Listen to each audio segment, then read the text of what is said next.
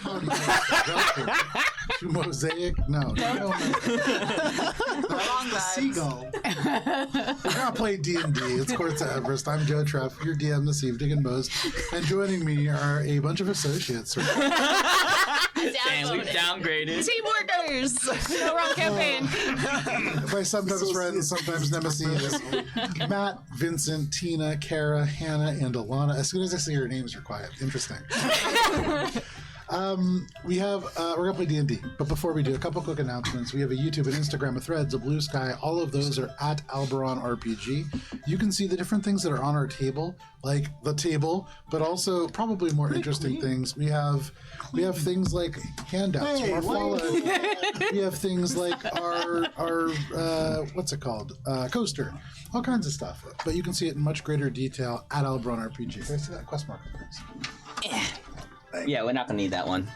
You will not. In addition to that, speaking of the quest marker, we played Fallout, Black Heart of Texas, this past Sunday. This next Sunday, we're going to be off. Actually, we'll technically all be around, or a bunch of us will be around this table. Actually, all of us? All of us. All of us around this table, but you won't be there. So sorry. You guys aren't invited. We're going to be doing some sound checking for a new soundboard that's over there in the corner, and it's going to be great. And thank you very much, Matt, for all the work that you've done to get us thus far. And hopefully we'll be able to get some sound to you in the very near future. A week from Sunday, we will be playing Fallout Black Heart of Texas Session 2. And you can join us at noon right here on Twitch. We have Wheel of the Year Imbolc, right? I said it right? Oh, I got one. Some of these are really challenging. I tried to do the pronunciation of it, and I know I'm going to do bad. If you watch on YouTube The State of Alberon, man, I butcher some of those. I can help you, and then I can put linguist on my resume. Perfect. But you can see Imbolc when we are going to be doing it, I believe, on the 1st of February. On the 1st of February. That is also roughly around noon. Tina is running this as part of the Wheel of the Year series, where we are playing a number of different pagan holiday themed, I guess they're not one-shots, parts of an octo-shot adventure. It's a mini campaign, I think. It is, it is a mini campaign. I think it's just a mini campaign at this point. Yeah. But there's a number of different characters that you're going to be able to see from our Yule session, and then a couple of new individuals will be joining as well. As Missile Foes, not quite. He's out of season now. Out of season. I didn't think it all the way through. I didn't think it all the way through. I did like Missile Foot. He's leaving now. All right, so we have a lot of very cool stuff that's coming up in the next couple of months. You can see that on the State of Alberon 2025 on YouTube. That is all the announcements that I have for tonight. So it's time for this week's session of Courts of Everest.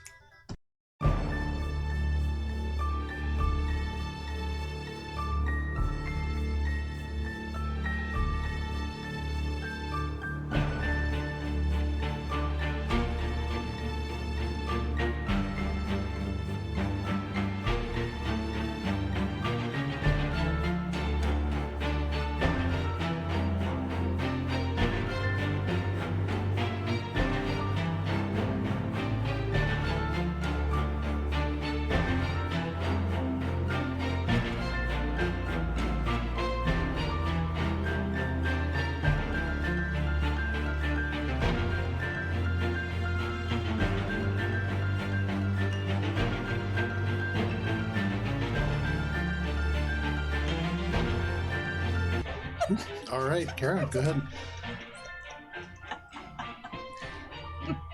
I was part of that joke and it got me. That's the worst time, is when you're part of it and it gets you. So much of my humor lost to time. Wandering Hearts. When last we played, you stepped outside precisely at 9 p.m. as lightning split the sky. Musa, the halfling who communicates by flute, appears and played a somewhat soothing to start tune on his piccolo. The rain began to stop and held in the air, and songs of brotherhood and unity was heard across the town. And it changed slowly over time to some personalities that maybe we recognize. And we see history played out in the rain through song. Everyone has a little bit of a different takeaway from this experience. Some of us recognizing that something important has happened. Others of us draw connections to backgrounds and star charts and places of origin, historical happenings, and just damn good performance.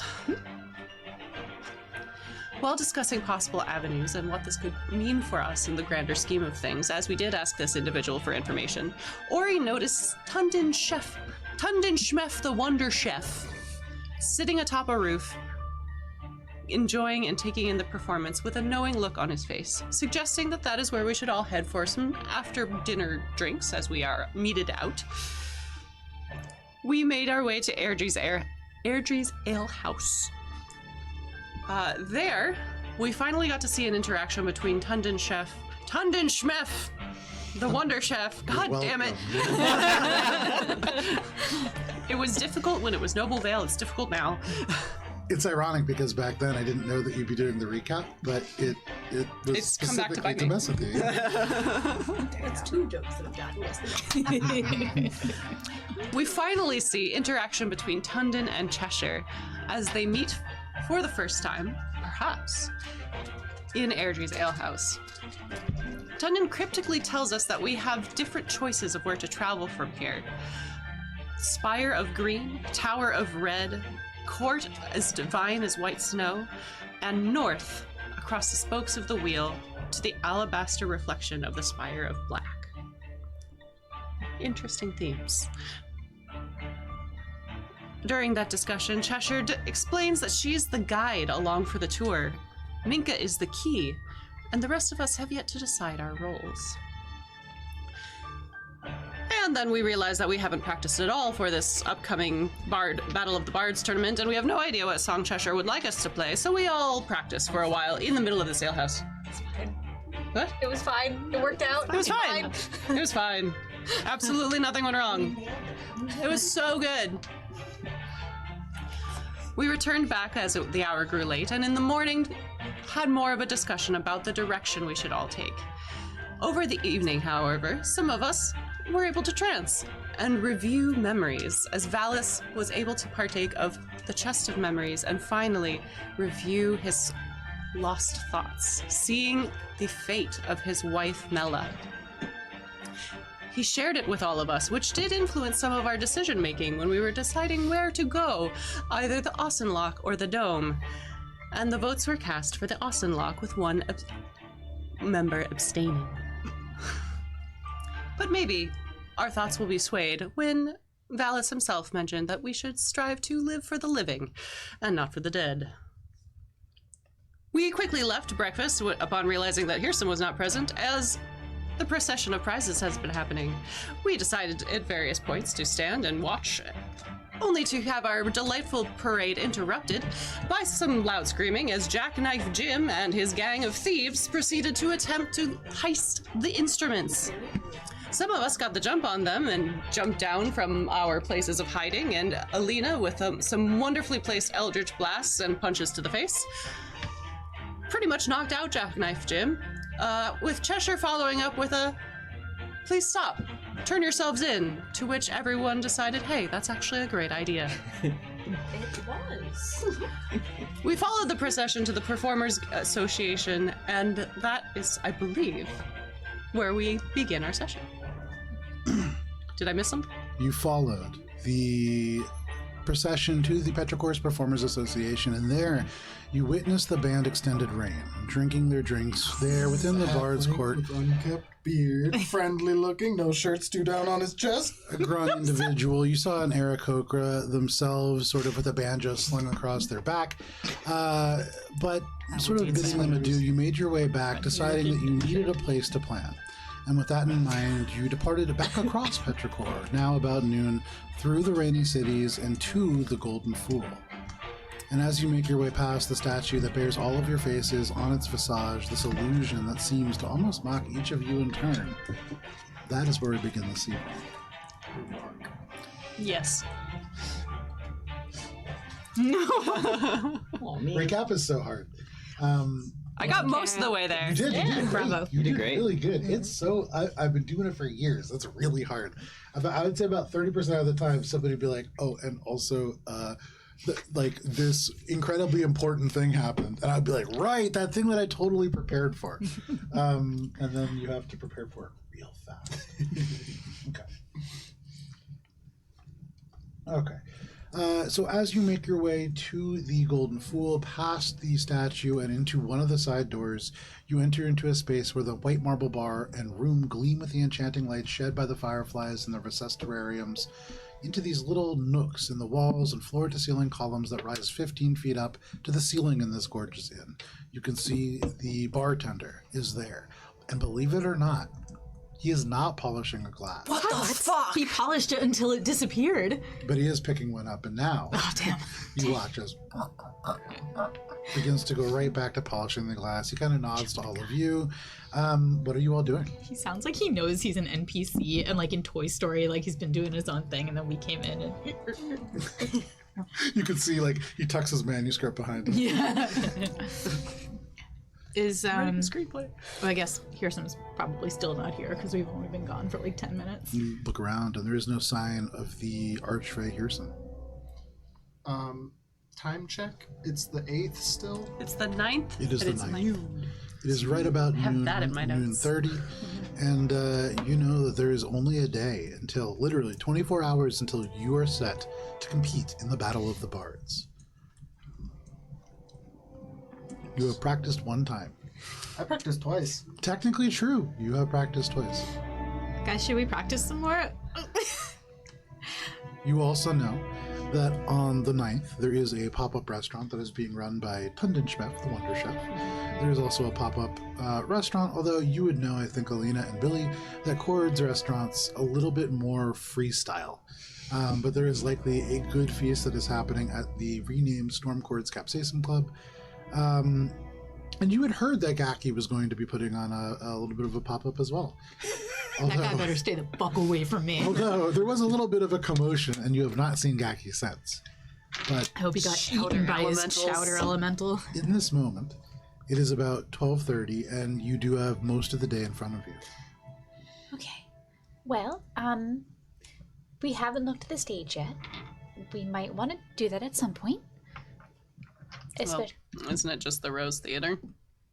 There's Where two. Is it? No, that's where we Where's the auditioned. stage that we're performing That's where we're doing the first relative one. to Oh. relative to where we are? As So technically, we Cheshire can go there. sort of states this, you remember that the first round is going to be taking place in the very Rose Theater that you went and auditioned. So you have familiarity with this. You know it is this kind of half-circle stage. Yep. You know that there's this big wooden kind of space open in front of it. And I had scanned the place when we were there. You had. You saw the ideal place for an ambush, the upper balcony, standing room only. But there's the other one that's the outdoor theater where the second performance will take place. In the town center. I don't think it was in the center. I think it was some. I don't know if we had said exactly where it was. But we do know it's outdoors. It's a courtyard, arena right? outdoors. I don't know that they actually said the space. And maybe we should take a look at that at some point before we perform there. Also, it's about not only the musical performance, but also like the look, right? Well, eventually we should hear back from Hearsome with costumes. Yeah, he said he was gonna like dress us up. Are you I saying look this great, like kind of in front of the bar keep? Yeah, I guess. Yeah, we're You all just stand kind of soaking wet in Not front of the like it's marble a floors. secret. He's like cleaning the glass and just kind of looking disapprovingly at the puddle that is forming on his nice clean floor. Very specifically, Cheshire has used prestidigitation every time she's gotten either wet or dirty. So Cheshire's the only one who's not. Very nice. And only on herself? And only on herself. That makes sense. Alina's like wringing out her hair, and it's that thing where like it's all like tamped down because she's wringing it, and then as soon as she like goes, "Let's go," it goes. Absolutely. He has to kind of wince because part of it just right into this water Genazi's face. Yep. You're welcome. But he says, are you looking for Lord Hearsome?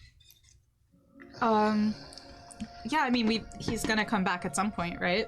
Yes and no. yes and no. I'm not sure when he's going to be back.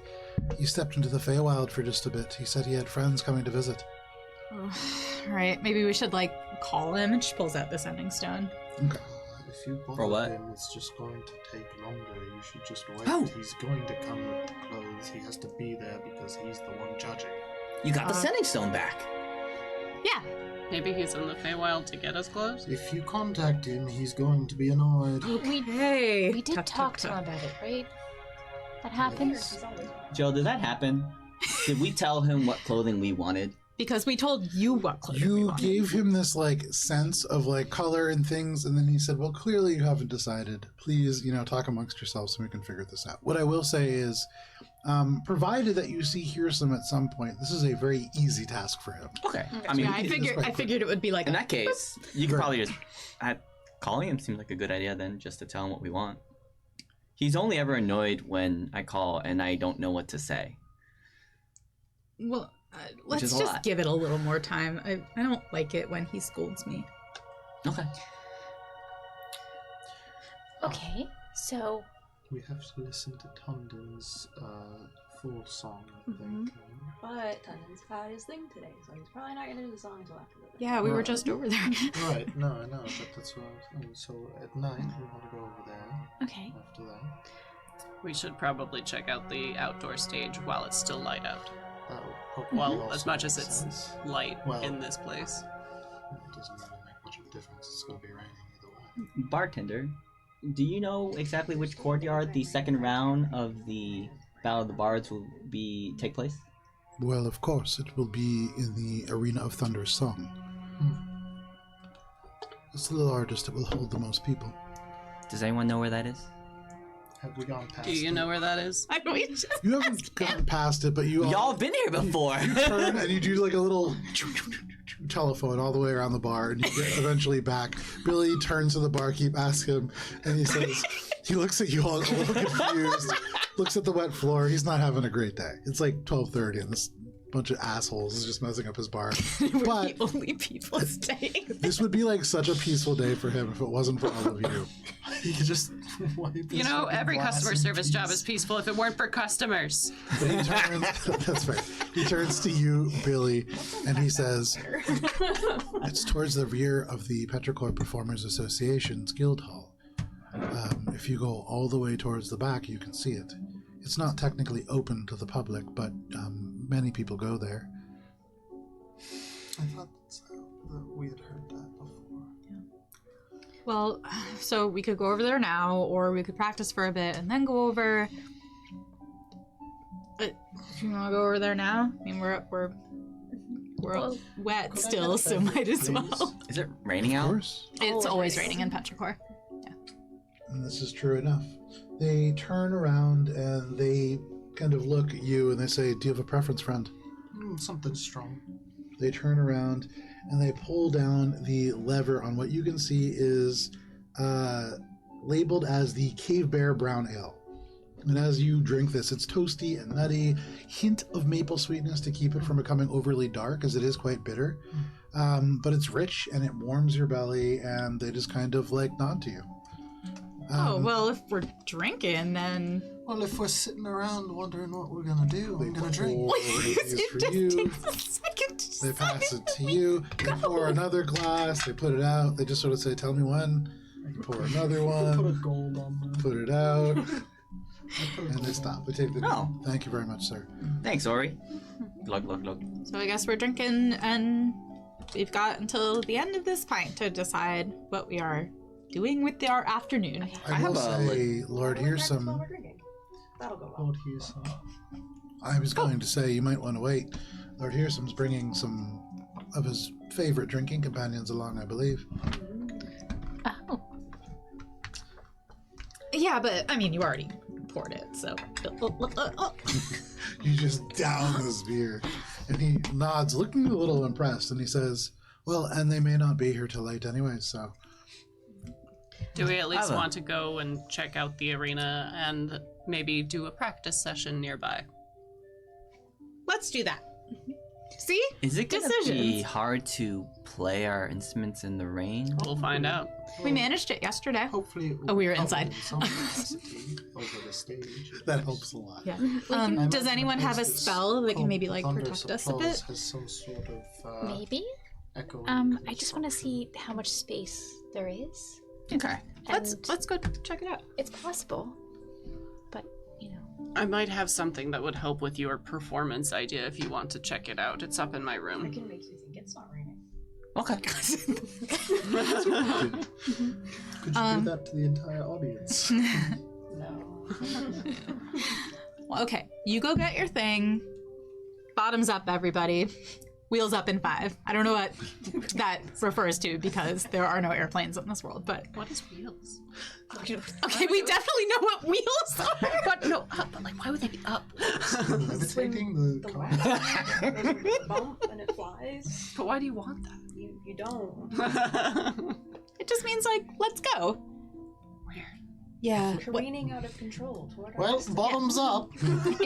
In Thornholm, when we're ready to go do something, we take a wheel and we throw it in the air. Oh, how ceremonious. So each of you imbibes a beer. Drinking one beer is not enough to get you absolutely shit-faced at 12:30. Okay. Unless you're going to pound a couple more. All of us. Okay. Laura, you have another one. And before you get into the actual performance part of your practice, why don't you go ahead and make a Constitution saving throw? I'll limber up a bit. Yeah. No. It'll be good for you. Having disadvantage on ability checks and saving throws, I think, only benefits people. Definitely. 13. Especially. 13. 16. Distance being 16. With the 16 for this night. I like that Valis is a literal buzzkill. Yeah. That's why I Get your shit together, Lori. Like it used to be he would just gotta touch you, show but now them. it's a slap in the face Yeah. because he's just He's just sick standing of there staring you sobering down like, people up. what are you doing? Yeah, absolutely. The saint of sobriety. You're better than this. For you, Ori, you drink this drink. If Valis was not here, you start to really loosen up, and then you look over, and Valis is damn it, staring that's there, sad. looking at you. I can't do it now either because I feel He's so holding bad. the That's a veal. sad story. You know that he needs to do God. this. You slow down a little bit, and you don't get shit-faced at noon, the day before an important tournament. You make your way out of this bar and into the Rain of Petrichor. At this time, there are people kind of going to and from, and as you step into the space, you can actually hear that there is like music playing through the streets. People have gathered, and there are other bards that are just performing here and there. You hear a number of fairly exotic instruments as well. Where you do see other bards, you see an individual playing like a dulcimer, kind of like pushed along on top of a barrel. You can see like a couple of other people who have instruments, but most of them have these contraptions that are built of wood and like waxed canvas that almost work like a little like shoulder mounted tent over the actual instrument proper. And you can see there are a few people who have kind of fashioned a little bit more permanent versions of these, like almost like a pop-up tent sort of deal that has been pushed up onto the actual street, and then people play with them. People are going here and there, and you can smell food, but you are making your way towards this outdoor space. Alina's like kind of taking notes as she sees the different contraptions that people have made. Maybe Sure. maybe they can work on it later. Yeah, absolutely. You make your way through the streets here and eventually make your way to the Petrichor Performers Association. It's about 1 p.m. And as you make your way there, you do see off and to the right, where Adriage's Alehouse is, there has been erected a number of like stone tables. And here these elaborate centerpieces have been erected that are almost like basins of stone. And there is some kind of liquid that is being filled into them. You can see that Grung, wearing these thick canvas gloves, is like very carefully handling these jugs. But they're setting about creating this pop-up restaurant. You make your way through the gates proper. Oh, yeah. Before we go there, quick question. Are we going to grab the thing now, Billy? Rain. Did Or you go later. up and get the thing before you left? Oh, everyone's leaving. We should. We'll look at it later. I do want to stop by a store real quick and pick up powdered silver or iron worth at least 100 gold pieces. Powdered silver or iron. Yeah. Do I know where I can easily get or holy water? practice some holy water.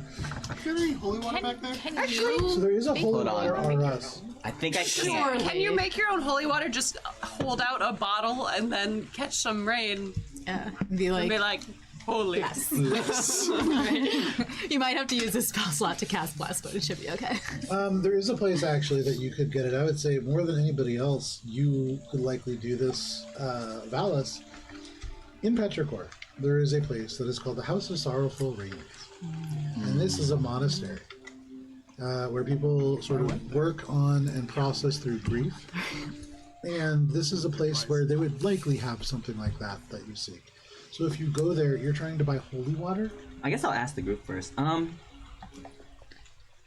So this rain, does anyone know if it might be like Fey in nature? Because I know a spell, magic circle that I don't know can repel Fey things, but if this rain is of that ilk, it might help keep the rain away. It's worth a try, but I'm gonna need to pick up some holy water before I try it. Do I think that the rain is Fey in nature? Make a survival check. Can I have advantage because I spent so much time in the Feywild? No. Mine is a 21. 21. Okay. Did you say nature? This is a survival check. Oh, survival. 12. Elena, this rain, you know for a fact, is wet. Beyond that, not a whole lot. But what I would say is, Ori, as you feel the rain on you, you remember seeing the previous night there was like this glowing enchanted element to it after that performance, and that has ended, but something shifted in the rain and it feels innately different. Like the resonance is different. It's not that the rain is innately magical or of the Feywild, but you remember back to when you have actually traveled across the border here through the Misty Meridian, and because the borders are always shifting, the rain quality can shift as well, and there might very well be times where it is like magical. In this moment with a 21 survival check, this is some regular ass rain. This is. And the regular ass rain and the non-regular. Are you saying this out loud, or are you thinking that? We all lean in close. Or is just connecting the dots. The Red strings coming. Yeah. it's indicative Connects to Whitley's from earlier. I love that meme. Associated plane. With a 21, I would say, yeah, that's kind of the sense that you're getting. And you remember all at once that there was an individual named Musa who was able to actually predict the shifts. That is an individual who probably knows very, very Can well. feel those. Yeah. Yes. Okay. High up in that tower of his. So is that also, now thinking about that, is that the sort of loud rain that, like, could this be considered like quiet rain right now? Yes. And you get the sense that that performance, that was the loud That was rain. the loud rain. Yes. Okay. Cool. Well, yeah, I put that together, but yeah, okay. That's I'm figuring out. I'm learning. This is beginner flute. What are you saying to us, Ori? Everybody can affect the weather with their music. Or he's like, I gotta catch up. All right, let's go practice. Oh, damn, Ori's the main character in Black Clover. I just realized. Okay. Alright. That didn't end well. I haven't finished it. It's an anime. So- It's not going to end well. They usually don't. You make your way into the actual Performers Association Guild Hall. It's fairly busy here, people kind of going to and fro, but you make your way through the main sort of hallway and out to the exterior courtyard where you can see there is a place where horses are kept. And past that, you can see there is a large area where people could probably muster like stalls and sell food. And past that, there are tall stone hallways that form these like almost 30-foot high sort of curved spaces. And there is space for probably several hundred people to sit here amongst the seats. It's built very much like a almost like an amphitheater. If it didn't come all the way over top, it really kind of stops right along, like it has a high collar almost. And facing you, you can see the part facing you is like much higher than the part as you approach, so you can see into sort of the space. You imagine that there's great acoustics here, and in fact, as the rain falls down, it's quite loud, almost blasting out in this direction, kind of amplified by the curved sides. But you can see that there is a person walking their dog on the inside of it. It's not like by any means secured. You can just walk right in. There is a sign that in common This would be in Common, Aquan, and Elvish. Like, no trespassing, but people are in there. Yes. Billy? How long does it take for us to walk from the Petrichor Performers Association to the Golden Four? Probably like 20 minutes. Not even 15. So we just walked from the guild hall back to the Golden Pool, drank a pint of beer, and now we're back at the Petrichor Performers Association. You've technically walked about 530 more feet if it's helpful. Why have we done this? Well, did you have anything better to do? No, I'm just mad at us. And the second time that you walk back, those horses, they've been removed from the streets. So progress has been made in removing the sort of impediments left behind by the parade. Counterpoint, you got to have a beer. Anyway, So, the performance space itself, how covered is it Not. at all? It is sopping wet. You can see the ground here, just like flat stone that has been carved into these like beautiful tiles. And as you get a little closer, if you do walk underneath the archway and into the actual space, are you guys entering? yeah. You can see that there are like beautiful little like symbols and patterns that have been traced around the edges of these tiles. And so it's this very elegant space. Is it gonna make a dome of magic to prevent the rain from coming in during the performance? Or something? You can see that there is, in fact, a large sort of statue of two abstract humanoids dancing together that are sort of set up and behind the stage proper. And it sort of creates like a dramatic backdrop. And aside from that, there isn't anything that looks like it would be like a projected sort of shield or anything like that. If anybody wants to, you can make an Arcana check looking at the statue. Is the dude walking his dog still here? Yeah, oh yeah. Billy's gonna separate from the group and go find the dude walking his dog. Okay. You sort of slowly approach. You can see this is a dwarf, a little tall for a dwarf. 5. Suspicious. With the 5, Ori, there has to be some kind of a magical dome that covers the space. Natural 20. Natural. Thank God. This is one of the more mundane Are you spaces that you've seen in Petrichor. Yeah, I don't need that natural 20 for anything else later, so I'll just use it here. Yeah, so no magic. Damn! One of the more mundane places that you've seen here in Petrichor. But what I will say is that means that this statue, standing close to 25 feet tall, you can just see its head from the outside of the stadium.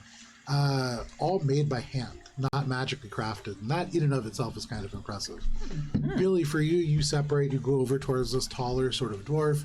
You can see he's walking this like fairly large dog, though as you get closer, they've made sort of like a dog colored, it's like a jacket almost, but it's made out of these like scraps of fabric that have been waxed over.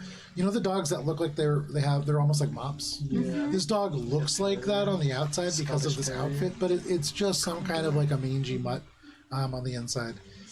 But they're walking the dog, and as you get closer, they pull it a little bit closer, and the dog kind of sits and looks up at you. And they turn and they just say, "Can I help you?" Yeah, sorry. You're walking your dog around here. Have you seen any of the performances that happen in this space?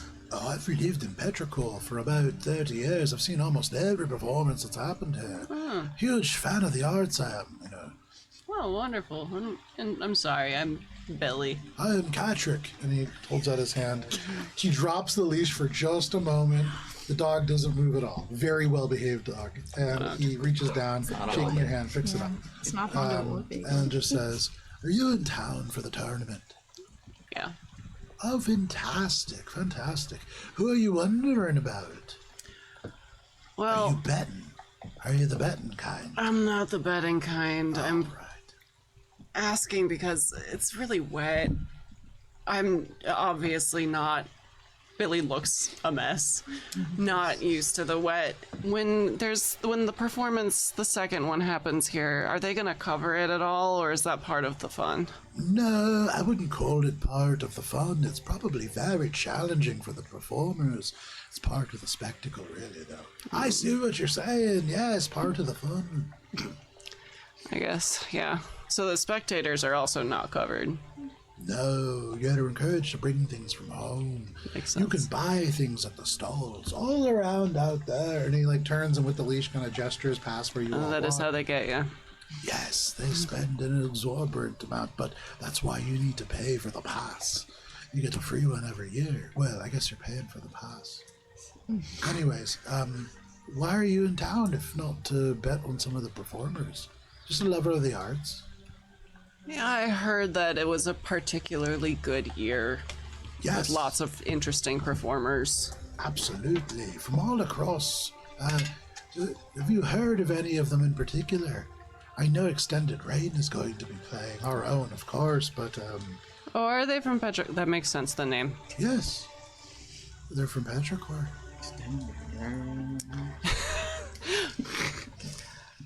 I'm honestly a little dubious of the Austin Law Choir. The Olsen Law Club Choir is coming here, I've heard they're participating. but they're dangerous, Really? aren't they? Yes, the Olsen Law Choir. They're sort of battle bards, I guess. Who would have decided on being a battle bard? Well, I guess if you're a scholar and you like music and it's sort of a way to fund your studies, I'm not quite sure, to be honest. battle bard. But I've heard that based on the song that they're playing, there's all sorts of things that they can do as a group and then individually. I've heard their songs can cut people clean in half as well. That seems to spell trouble. Why would... I guess if you're interested in experiencing death, you might want to go see that. I mean, maybe it's sort of a genre. Yeah. Death metal and all that, yeah. Yeah, maybe something like that. I don't know if the name will catch on, though. That seems dumb. Yeah. There was somebody else, too, wasn't there? There's 4, right? Oh, yeah, no, I suppose so. Extended Rain, the Austin Choir. Was that... Are those the only 2 of note? You can see they think for a bit and they say, I mean, there's all sorts of bards in town. I don't know which ones are all performing, quite frankly. I'm sorry. That makes sense. But there's just a lot of people. Well, I hope you enjoy the show, and I hope I'll stay dry during it. Nods, and he says, if you don't bring something, then you won't. Just make sure that you come prepared. Makes sense. He tugs the leash, the dog gets up, and they kind of make their way off. You see they pat their way into the room. So is it magic? No. The rain? No. This is okay. So apparently, it's just part of it. Oh yeah, what Patrick said? I was on the opposite side of the stadium. Yeah, How we did were you there. hear that? Oh. It's like for the audience, camera flashback, and you see like Billy, and you can see this individual just huge lips, just mouthing everything. Eye for detail. Yeah. It's reading lips, man. I never thought it would come into play as much as it has, but it's really not a bad feat. It's not. Well, I mean, it wouldn't hurt to try to find some way to stay dry, right? I guess like the better you do it, the cooler it is. A lot of people are going to be bringing stuff from home, he said, or buying stuff here. So if we could find some way to manipulate the rain during the performance, Yeah. bonus points. Anyone have any ideas? Shape water?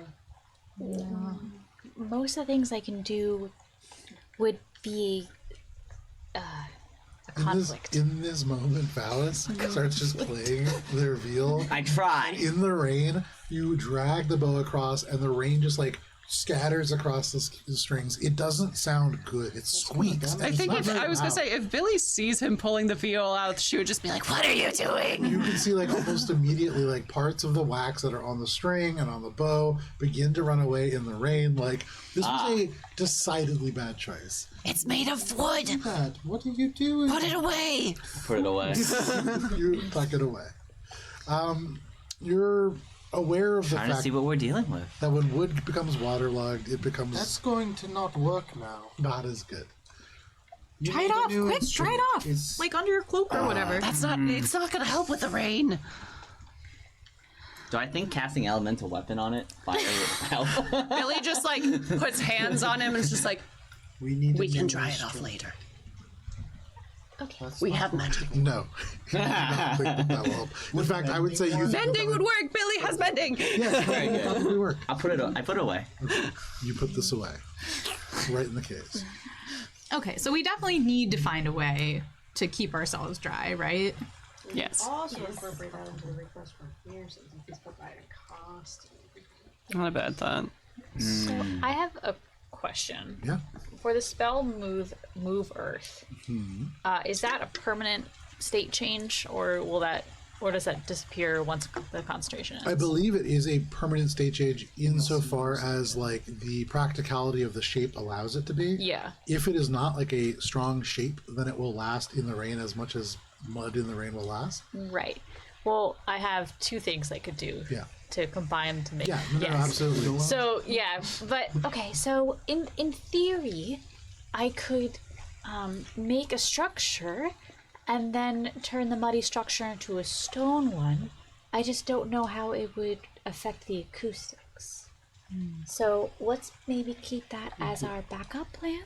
I have an absolutely idiotic idea. Let's hear it. Well, okay, Rez, you said we know that we now have this spell to turn you into like your big self, right? He just appears, this little imp, Yeah. and he just floats on the wings in the rain, and he just goes, "Yeah, no, I've been waiting for fucking ever." I know, dude, me too. So how big are your wings when you are that big? You know, they're pretty big. If Rez sat on something tall and spread his wings out. Yeah, like each wing would probably. Rez goes, "Oh, I see what you're saying. Yeah, no, I could probably get like 2, 3 of you in there. I mean, it kind of depends on the you. Like under each wing? Yeah, It's pretty fucking metal. Look, it's just an idea. I don't need to be covered. I also don't need to be covered. It depends on what you want me to I play. feel like Yeah. if the performance is based on appearance in some part and performance quality, we should all be covered. Or at least make the rain part of it. That would be good. Also, Thoughts? I could. Cheshire, when we get here, we'll be playing your song, right? I could do a big illusion and make it look like somewhere else. That way you can focus on other aspects. Let's do that. Okay. Yeah. So, as long as we can functionally keep ourselves dry, I can make it look like somewhere else to kind of give more, you know. Well, if we're gonna use the Rez umbrella idea, maybe we should try it out like today, so that we know. Regular umbrella would also work. I mean, what's the worst that could happen? I'm just gonna be cooler than I am already. Will you be invisible while you're big? I mean, Billy I'll, says to the air. I'll have to be. Probably a good idea. We don't want to cause panic with how cool and awesome and scary you look. We don't want to take away from the music with the cool appearance of a gigantic demon. I Devil. just think you might look too cool, you know? You make a good point. Okay.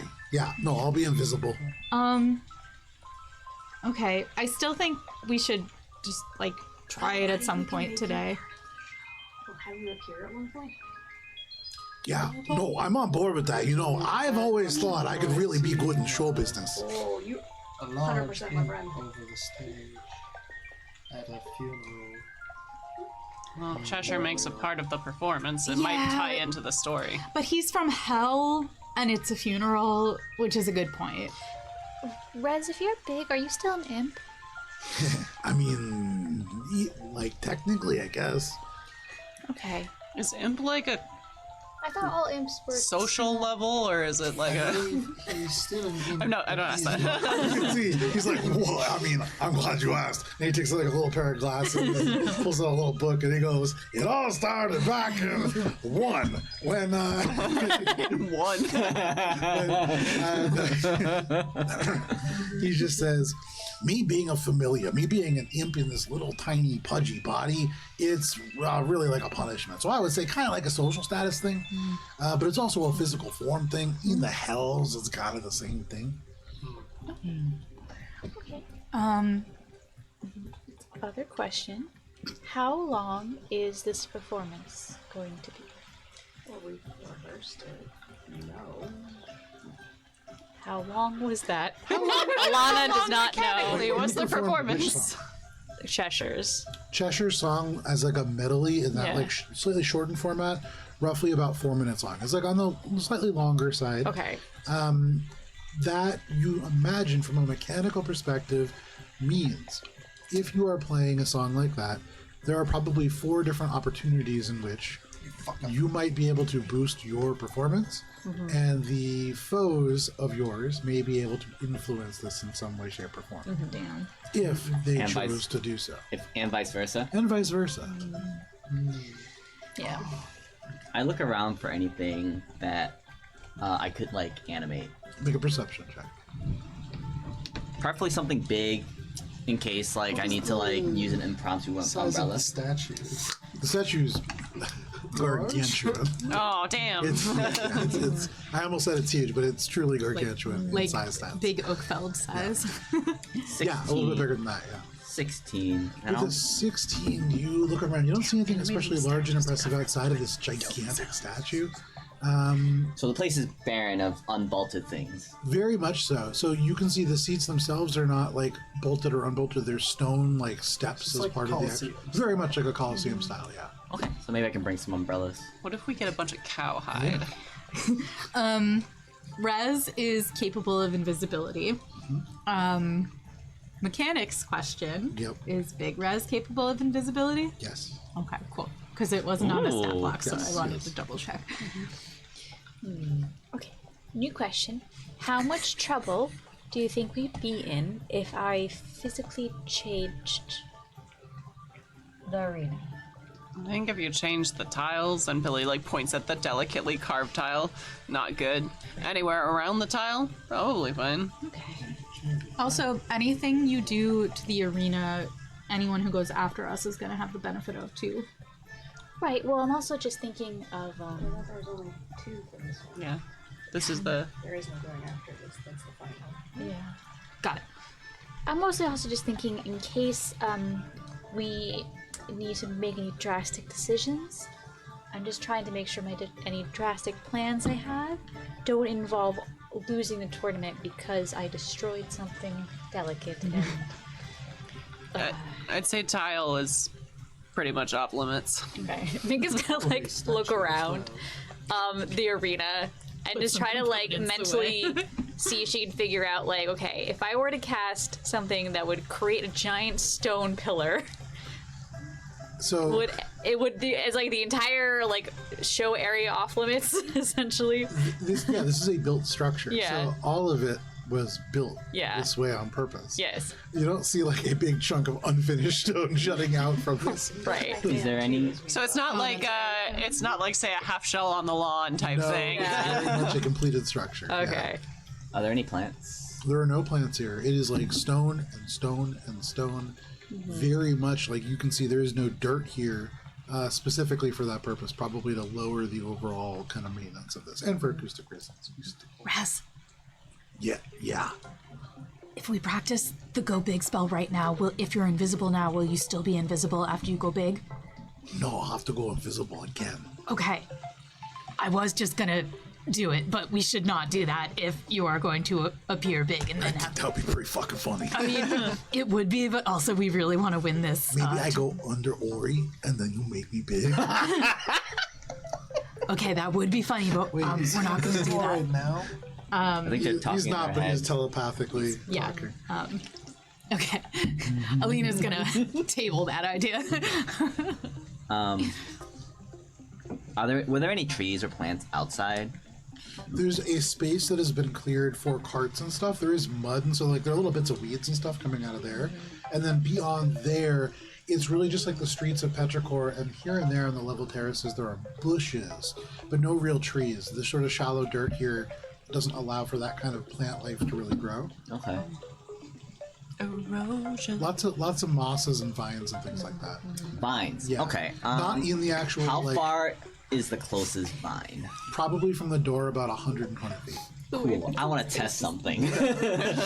I want to cast plant growth. Okay. And what I want to do is cause those grinds to grow over the arena and kind of like try to connect and make a canopy.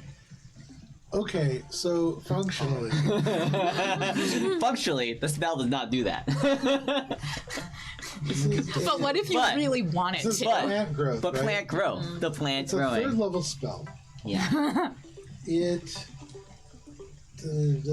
Yeah, I need that. So it says here that, you know, all plants in a 100-foot radius center on a point become thick and overgrown. They make the area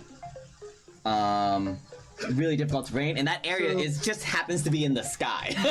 It's also a 100-foot radius. So if you do this starting 120 feet away, you'd have to cast it twice, and you'd be covering like 100 in total, like 200 feet of space with overgrown plants in I guess on the edge of the city. In the sky. It would be like a notable impediment to like the way that life functions in this space. You could do it, and I would say it would be probably like a An act of terrorism. well, no, it would be an Arcana check to really like sculpt the spell in that way. What happens to the plants after the spell ends, though? Does it? They stay. They stay? Yeah. Oh, okay. They just are. This is an apparating plant. And if Ah. you cast it over 8 hours, you enrich them. For Yes, for a year. So you All right, never mind. whole year of a problem. I didn't think it'd be like a permanent thing. I thought it'd just be like, On that note, though, question: Yeah. spells like grasping vine or conjures, specific conjures a vine. That is like a magical vine, or is that something that like will break through the floor? I believe it's just a magical vine. Right. Like it's not like something that like I'm not like. Unlike other spells, or specifically say the actual through the local ground, yeah. plant life, it just like Correct, yeah. like summons. Yeah. Okay, cool.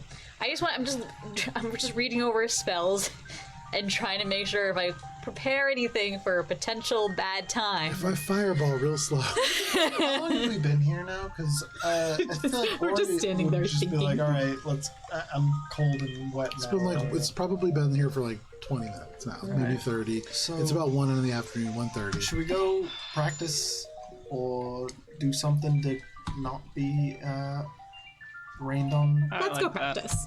Maybe we'll find somebody's discarded canopy along the way and I'll fix Wear a it. coat or something. Telling you, I think using Russ's wings as an umbrella is. I think it's a good idea, but we might need backup ideas because I think that's in case. based on. We can ask. But he's the judge, so he might. Well, he's already giving us clothes. Right. We can see if that's part of the part outfit. Having res as an option is a good backup. We might want to do something more practical as well, like physically existing as well, just in case. If we're going against, we can. From what I understand of the rules, the two bands can interact with each other. I think it would be pretty wise to expect the other band to try to mess with us. Yes, Billy. Billy, on the way back, wants to keep an eye out for discarded canopies that seem to have been damaged Make a or perception check. otherwise left on their own. Is the God rain damn it! You took mending, and you're gonna use the I'm it. gonna rain use that damn mending. coming down straight down, or is it coming at an angle because of the wind? Mostly straight down, but every now and then there's like a gust of wind and it hits you in the face a little bit. Largely straight down though. 23. With a 23, as you hustle through the streets towards the Golden Fool, Billy, you do spot in the corner, kind of off in the distance, really close actually to Adriad's Ale House as you start your journey, there is a person like face down in the alleyway, and there is a canopy that is like attached to their hips and like largely covering them. I was gonna say, Billy's just like, How alive are they? You're running over and grabbing it? You want me to steal it?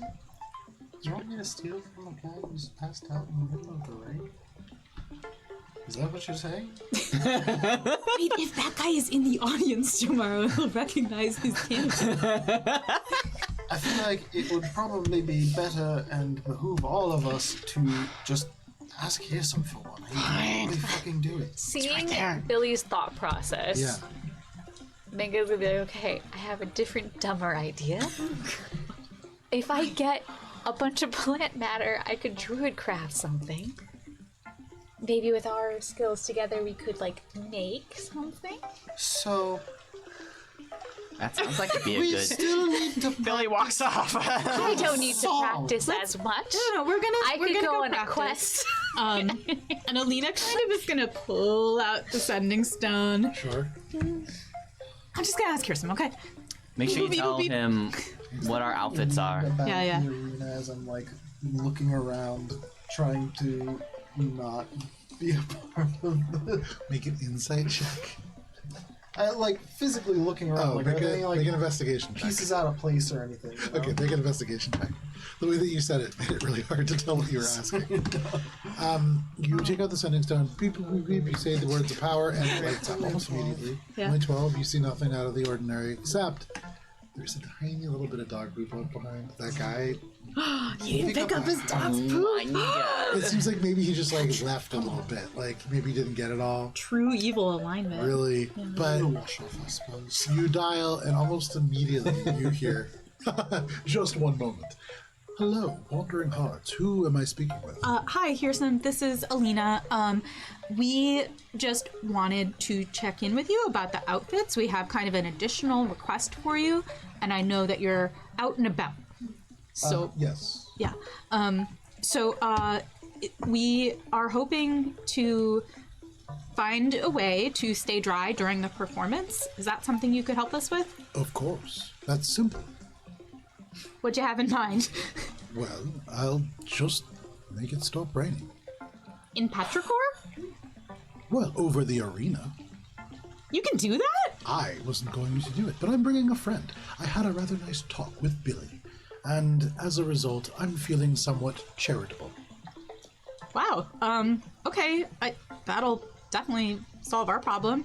And then, did you want to know, like, what our outfits, what we'd like for our outfits? We did our homework. When I return, All right. we can do that. Okay. Thanks, Kirsten. Bye. Bye. Guys, Kirsten is bringing a friend who can just stop it raining over the arena. Who's the friend? He didn't say, but he said that he's feeling charitable because of something he talked about with Billy. So good job. Well, that's good. Maybe we don't have to worry about that. Sure. Well done, Billy. And if the bartender said that they're bringing them here to drink, So maybe back we to can the meet them bar to ahead of drink and practice. Yes, maybe maybe in a different order. little practice, little drink, But little the practice, little drink. Will be more tolerable if we're drunk. You clop through But we're the not going to be streets. drunk tomorrow. You run through the streets, and you make your way back to the Golden Floor. You don't see anything strange about the arena, and you make your way back in. The bartender, again, just starts, like, polishing the glasses. Oh shit, the rat! He tucks his, like, little model that he's building away and just starts polishing the glass. Trying to keep his hobbies, like, out of the public eye. But he kind of nods as you all enter. If you want, he will absolutely pour you a beer of your choice. And what are you doing to practice? Just like run-throughs of the song. Uh-oh. Yeah. Ending. Like for the thank you, songs, Billy. if Sheds Billy, water onto the floor. if Billy and Cheshire act as kind of like the directors, you know, we like run through the song, and then like the person whose song it is just kind of like does tweaks here and there, you know. I mean, that's what Hannah suggests we are doing. Sounds good. Absolutely. So in Sounds the like course something of, we should do. In the course of practicing, you recognize a whole variety of different things. Firstly, you realize that you really haven't practiced a whole lot. And so this is something where, like, you know, in actually getting down to it, there's a lot of things you need to take into consideration. Timing, even just getting off to, like, the same start is a relatively challenging task. And so it's really good that you set aside this time. It would have been even better, as he points it out, having known about this tournament for most of the campaign. You probably have started a little earlier. But in this way, I mean, to be fair, we didn't really know we would like it. but in this Yeah, we way, didn't know we could. I did. with Cheshire and Valis composing songs, with Billy composing a song as well, kind of in the background, always working on these things, you do have a little bit of an advantage. And so ultimately, by the end of your time, you do discover a couple of things. You discover that this first round is probably going to function very much like a group skills check, with an opportunity for individuals to intervene over 4 different opportunities. You feel like you probably can each use a different skill. So while one of you can use performance, not all of you can rely on this as a skill.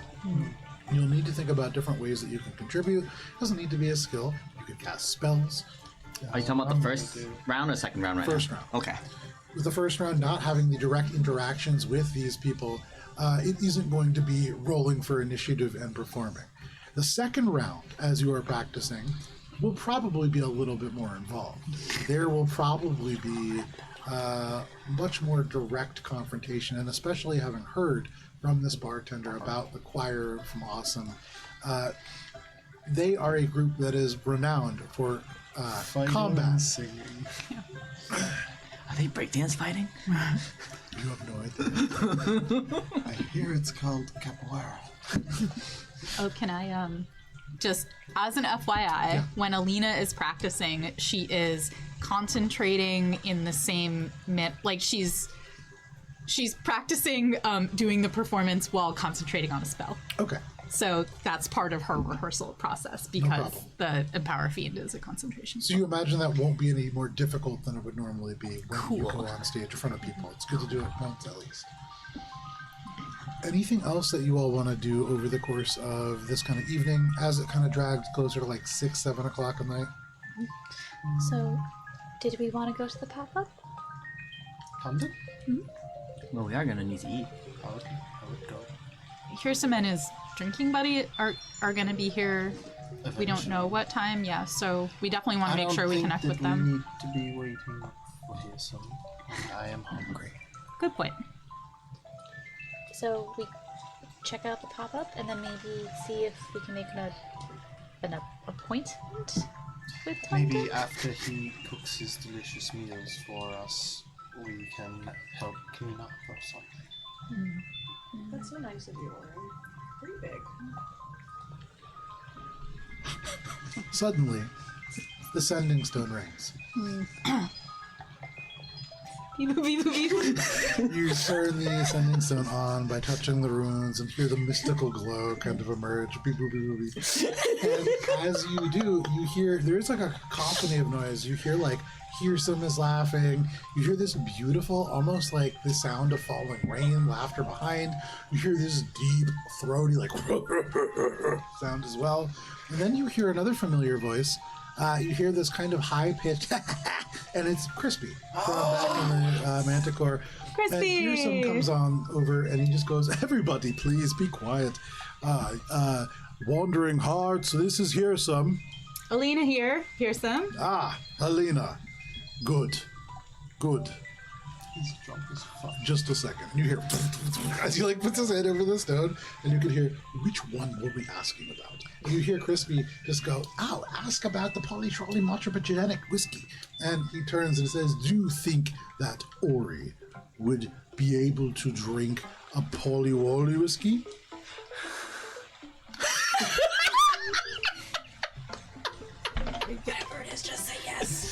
I know that Yeah. face.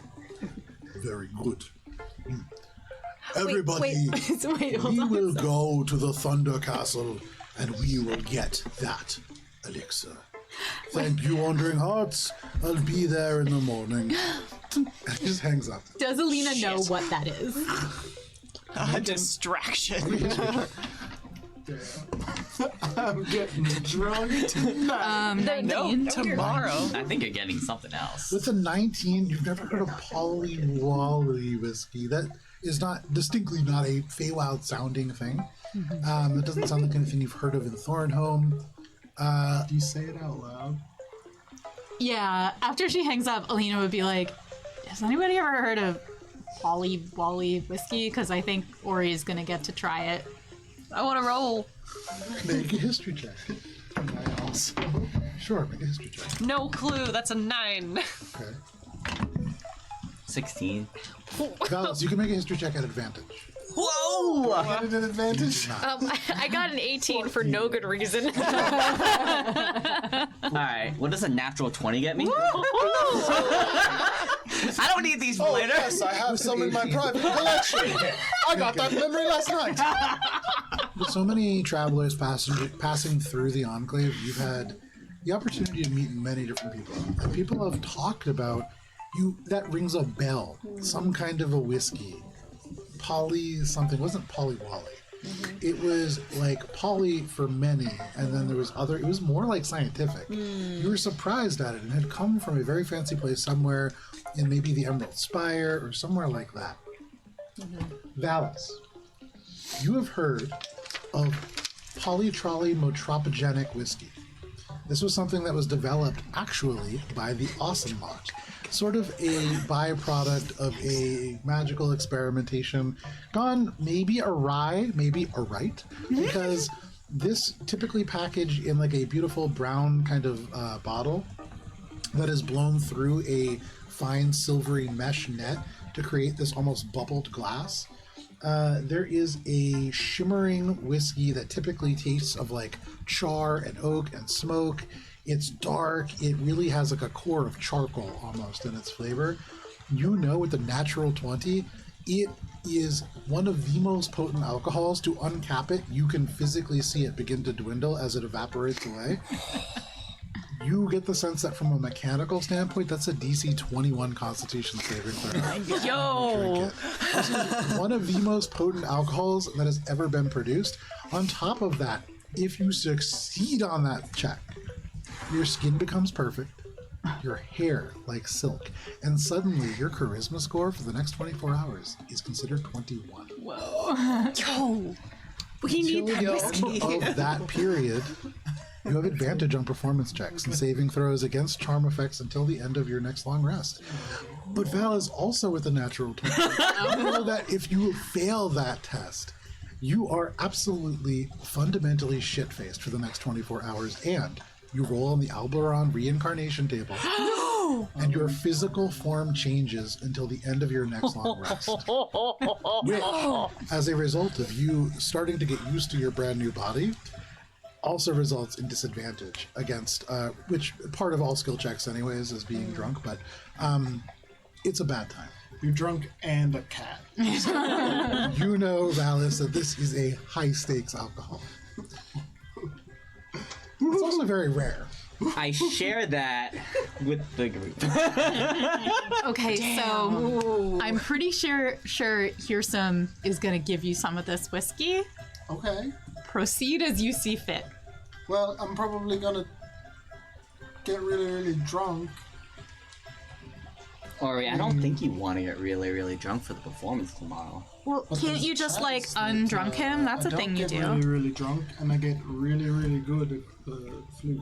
Well, okay. Telling me there's a chance. I've seen you touch people and make them not drunk anymore. Can't you just do that? No, do I think that would work on this? You, having rolled a natural 20, you know that this is a magical elixir. This is something that has a little bit more duration, almost in the same way that a curse does. You would probably need higher level magic than what you're thinking. Would remove curse do it? Remove curse might work. Okay, so There's a chance. bigger chance. So,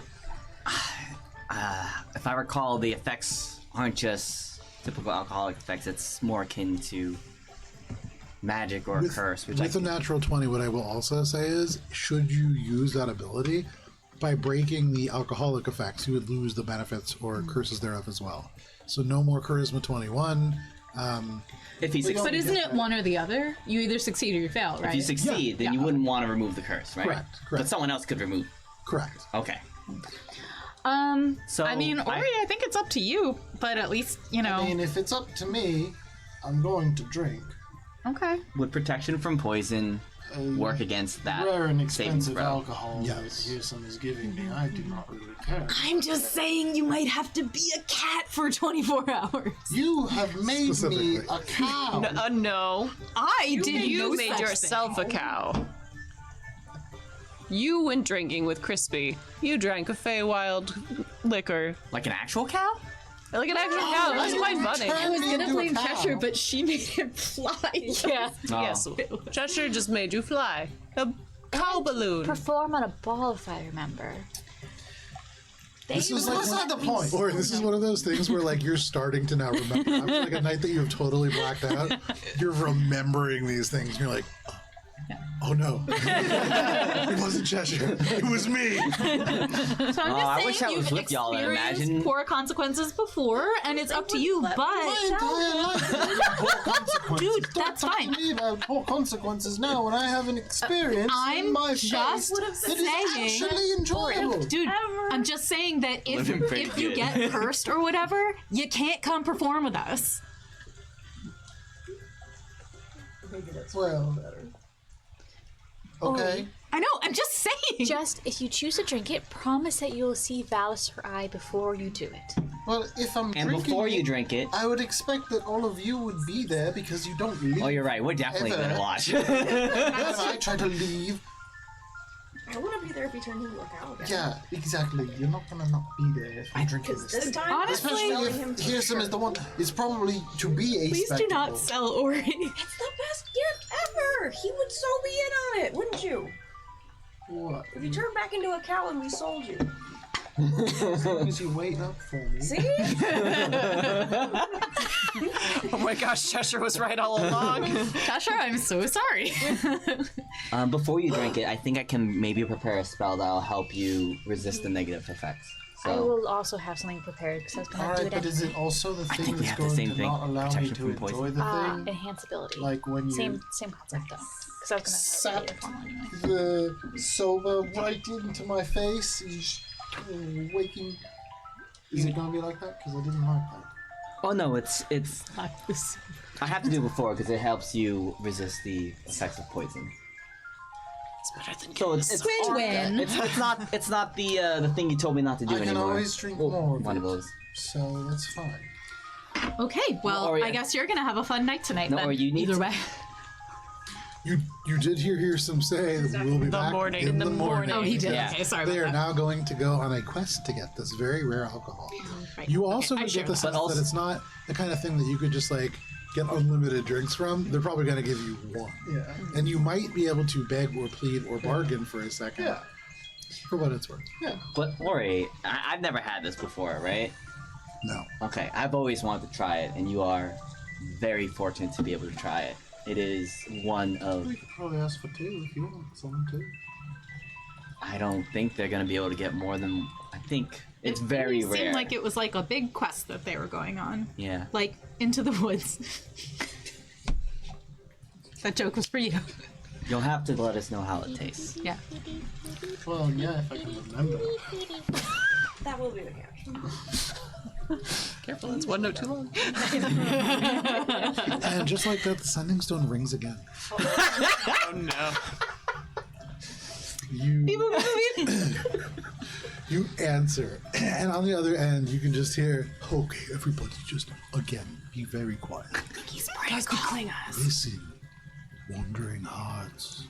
Yeah, it's Alina again. Shh, there's a dragon nearby. Listen, do you think Billy would want to drink some Fortunate Sun moonshine? Okay, do I know what that is? Make a history check."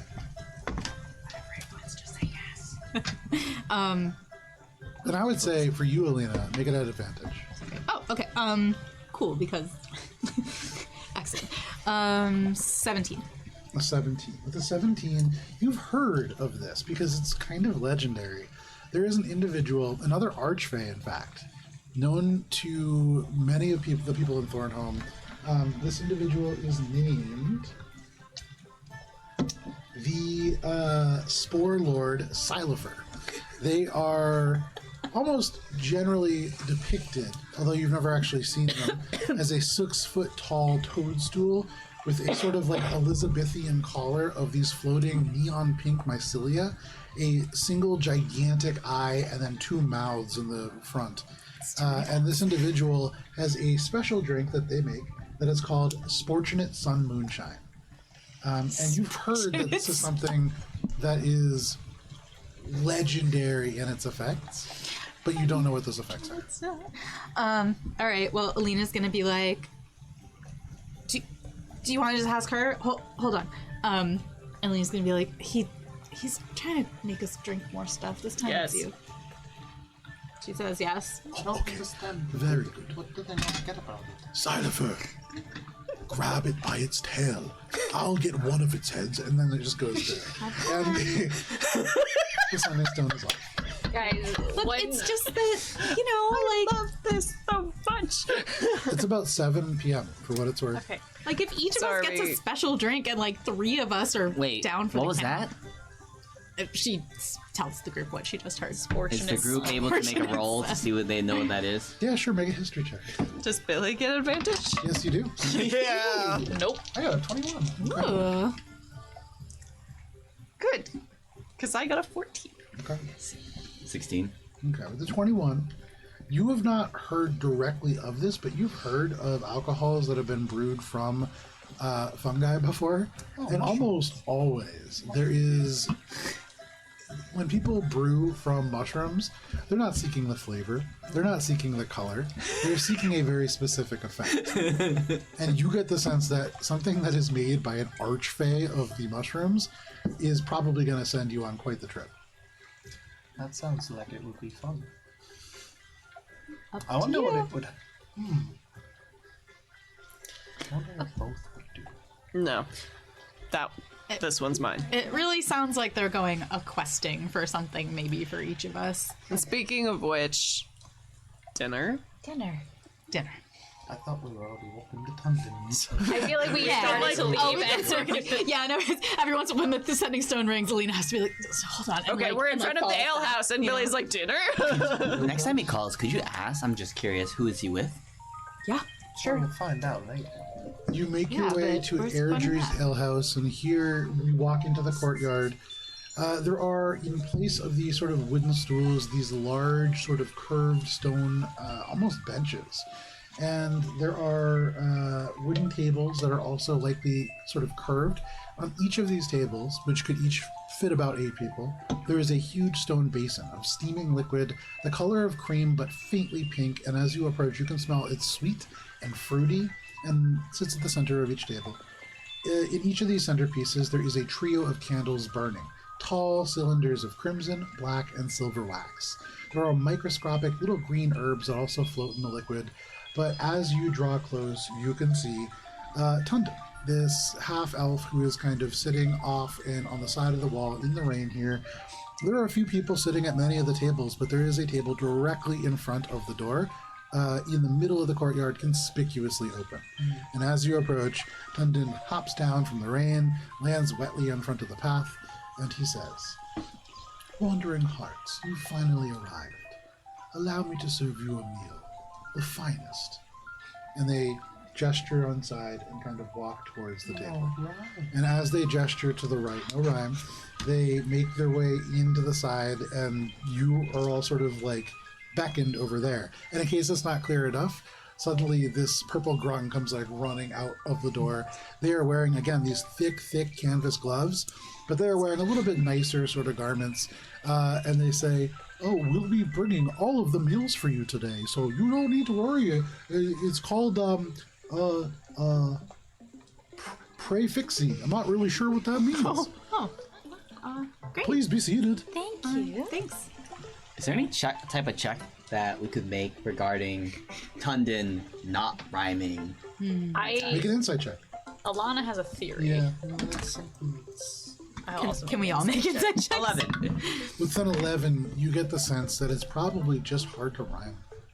Makes sense. 13. 13. It's hard to rhyme, but there's something about it that feels as if, because there are times where Tundon will be very intentional in his speech, there might be a little bit more to it. He knew we were 15. coming, though. 15, and Alana's theory is that it has to do with whether or not, because like with Cheshire, sometimes she's more focused, and that's usually when she's channeling something. That's what Ori's With thinking. Yeah. the 15, there is something there. Yeah. Yeah, Ori was thinking similar. And with the 16, there is something there. But not quite sure what. Yeah. Doesn't come into focus. But in this moment, you can see, excuse me, he walks off and into the kitchen. And you are all kind of gestured to sit. Do you sit around this table? Yeah. Of course. Conspicuous table. Of course. A couple I minutes go love by. entering an obvious trap. A couple minutes go by. You look around. Wait, it's all dragons at these tables. It's just a motley assortment of different people, and people here having a lovely time.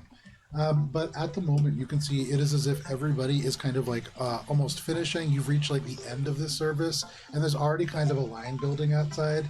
You can see the purple grung is like looking at people, waiting for them to leave, and then running over and starting to like turn tables over. He is the one waiter for like this whole space. Yeah, he's used to just pulling a tab and getting beer and like selling beer out the back. It's Perry. And this is a lot for him. He's doing his best. Can I beckon Perry over for a second? Yeah, you can. Yeah, he's goes, not busy. Oh no!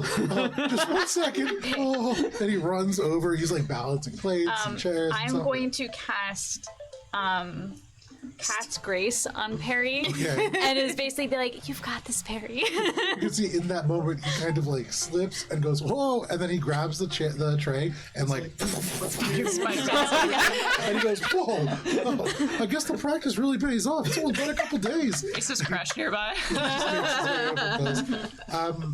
But no problem. You do that, and as you can see, he disappears around the corner. Tundin reappears, and they are holding a big tray with a number of white plates. But because it is 8:30 and a good place for us to take a quick break, we are going to step away before we begin the 7 courses of Tundin Schwa. Yes. Roll for initiative. Thank you. We will be back in 10 minutes. We'll see you at the end of the countdown.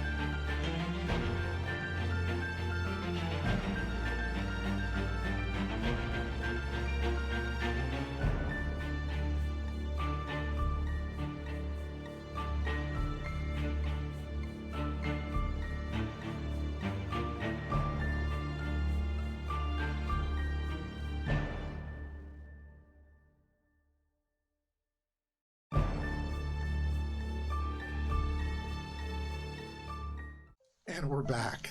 Welcome back to Adventures in All Broad Courts of Everest, where we tell appropriate jokes during the break, and that is all. We jump right back into our D&D campaign. I used to drink a lot more during our games. I used to drink during our games. You see here, sitting now in the raining kind of courtyard of Ariadnes, where there is a little bit of shelter provided by the overcast kind of rosemary bushes that rise up and up and up and kind of form almost purposeful sort of shapes over these tables. You see Tundon approaches, carrying small white plates that are sort of on their kind of pink gloves, and then you see behind them there are two unseen servants that also each carry two different plates for a total of one for each of you. And in front of you appears a plate with a tiny pale green porcelain cup with a sort of broth within it, and then a large wooden bowl that has a clear broth inside of it. And Tundon says, "The first course I'll serve you is not one dish but two, a savory drink and a refreshing stew. And as you sip and savor first, prepare yourself to slake your thirst." And they bow and kind of walk back into the kitchen. If you bite into this, or drink into this, as it might be, for this porcelain cup, it is savory beef, watermelon, and jalapeno consomme. There is like a fat that floats on the top, but a sweetness and a refreshing kind of fruity flavor underneath. And then the wooden bowl on the side is a broth of cucumber, lemon zest, and mint that is refreshing but incredibly light, almost like a beverage, but really just like a very light soup. And Tundon just kind of disappears. Is there anything that any of you are doing at this moment? Enjoying the soup. Consuming. I'm souping. Consuming. You return with a second dish, and you can see the two unseen servants arrive behind them, and Tundon says, "Next, something born from malt, the rind of melon, cured with salt, married to a sharpened cheese, paired with sparkling melody." And they bow, and in front of you are a tiny porcelain bowl stuffed with these strips of what look like cucumber, but as you bite into it, this is pickled watermelon rind that has been curled around spears of a sharp goat cheese that is close to almost like a heady cheddar rather than something that is a little bit more gamey.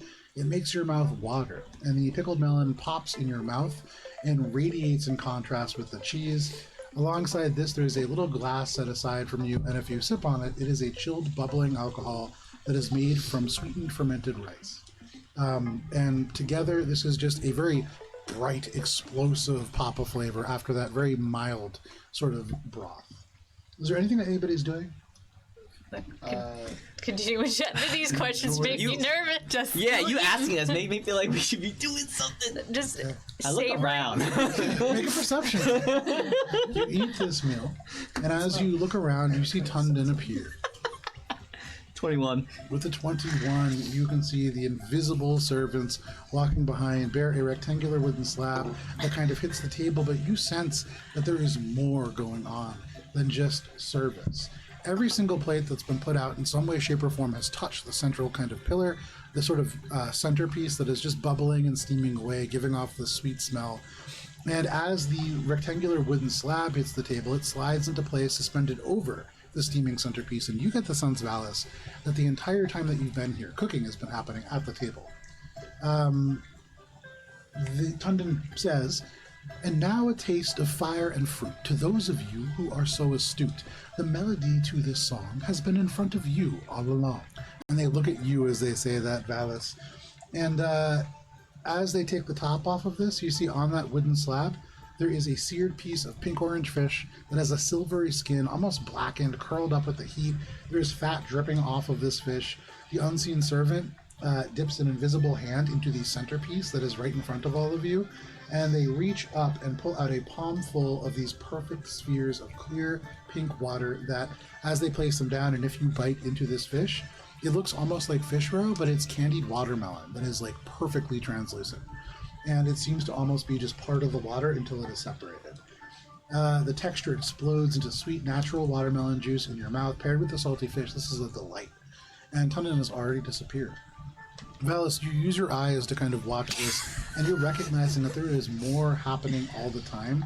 As they pulled this thing out, you could see that the invisible servants dropped things into this bowl as well. And there is like a secondary cooking experience happening in front of you right now. Tundon reappears and he says, "The halfway point has come, it's true, and it's been cooked in front of you. The top of your plate you may now fling to behold steaming dumpling." And they pull the top off the plate that was now like clean from the fish and cast it aside, and there is half a dozen dumplings just sitting right in front and having been steamed from the centerpiece proper. Biting into these things. These are paper thin. You can see through the very pale kind of pink color of the dumpling. There is like pork and leek and spicy peppers that are stuffed on the inside, and it's delicious and it's delightful. And aside from Valis, is anybody doing anything? Yeah, Billy. He's mentioned music a couple of times. Is there music playing? Make a perception check. In this courtyard, you look around, people are kind of like laughing, sitting down. Most people here are starting by drinking the consomme and the broth. People are a little bit panicky right now. 12. And with a 12, you hear all kinds of music off in the distance. Here in Petrichor, people playing music for the performers' sort of guild hall. There are people who are playing in the streets, but nothing that's immediately jumping out at you. The fifth course, as Tundon appears, he says, "And now within your centerpiece, with ladle I shall scoop and reach, and from within pull out a stew, made from what is already passed through." And they dip a silver ladle into the soup, and they pull out a vibrant pink spoonful that is ladled into a white bowl that appears in their hand. They pass one up to each of you. And as you eat this is a hot watermelon soup with notes of wood and hints of candied watermelon from before. And it has this sweet and kind of sharp notes that seem to emerge out of nowhere. It's almost like a charcuterie board in like this form. There are parts of it that are, for some of you, very pleasant, but it's a sharp and strong, gamey taste. It's not for everybody. They disappear at this. Is anybody doing anything? Can I figure out? Can I try to figure out what he meant by like made from what has already passed through? Yeah, sure. Make an insight check. 'Cause that just kind of took my appetite away. 17. 17. You watch like Valis watching the unseen servant, and in this moment, you can actually see there is a like quick moment where the unseen servant had also interacted with the centerpiece here, and each step of this stew has been placed into the bowl as you've been sitting here, is really what they're saying. This is part of like the overall performance of this. That makes more sense than Yeah, Billy. Billy already doesn't really like Tundon, or rather the thing behind Tundon. Now is just like, recognizes the unseen servants. Is there any other magical fuckery happening? Make an Arcana check. Thank God. 23. Billy, with a keen eye for rituals and things of that nature, you do see the unseen servants taking away the cleared plates. As Tundon discarded this plate off into the corner, it would be easy to see that it just kind of falls onto the ground. But the plates have been placed in that same general area, and as you look at it, though there are no arcane sigils or lines of power, they do rest within a semicircle. There's a spell that's being cast, and you said 23? Mm-hmm. This is something akin to maybe augury, or there's a druidic spell that you've heard of, but not really within your kind of frame of reference, where you're able to interact with like the spirits in nature and ask questions and get answers. And you get the sense all at once that as he is serving this dish and preparing it in real time and doing this whole like performance, he's also casting a spell, and you get the sense that in the same way that Cheshire is able to see strings, he is also preparing for something in a similar vein. There is a performance, and then there is a performance, and then behind all of that, there is a performance. Fuckery. They say, "And now we've reached the penultimate course, the watermelon feast tour de force. Hot and cold, crispy and brief, I serve for you watermelon and beef." And they put a silver plate in front of you, which features a chilled bowl carved out of a small watermelon. You see the green as a bowl, but then also fully like scooped out in one piece, and then replaced. The entire pink part is also like a bowl inside, and it is an ice cold piece of watermelon, scooped into the center of it is a ball of like crispy shredded beef. You can see like each piece crispy and like dark on the outside. Between the pink and the green part of the watermelon, a layer of crushed roasted spiced peanuts coat the sort of light dusting of chili powder and salt, separate the two. And if you bite into this, the watermelon is cold, the beef is hot, and the contrast of those two things, the sweet watermelon and the thick, salty brown sauce, is delightful. It's cold, it's wonderful, and you can see in the time that you have done all this, Tundin reappears. And as the last plate joins this circle, Billy, you having kind of studied all of this, you see for just a moment the ritual completes, and it's as if their eyes glow brighter pink. And as if, as they look at you for this final rhyme, there is a little bit more meaning to it. You get the sense that the words that are being pulled here, not just the rhyme or the performance of this meal, this is something more, and this is something specifically for all of you. And Tundin says, "Now, dear friends and fellow diners, stuffed upon your fine recliners, spare a moment, lend us an ear, for dessert has now drawn near. Tomorrow there shall be a show of music, magic, love, and woe, and featured as they play their part, behold the bards, the wandering hearts." And they like gesture, and like people are like, oh, and like there's some polite clapping and things, but most of the people like a little surprised by this being included in the performance. You say, and Valis is like, "Who's Vincent?" Tundin says, "Where will they wander? Where will they go? What books they'll read I do not know. What beasts they'll slay or souls they'll save are tales untold and deeds unbraved.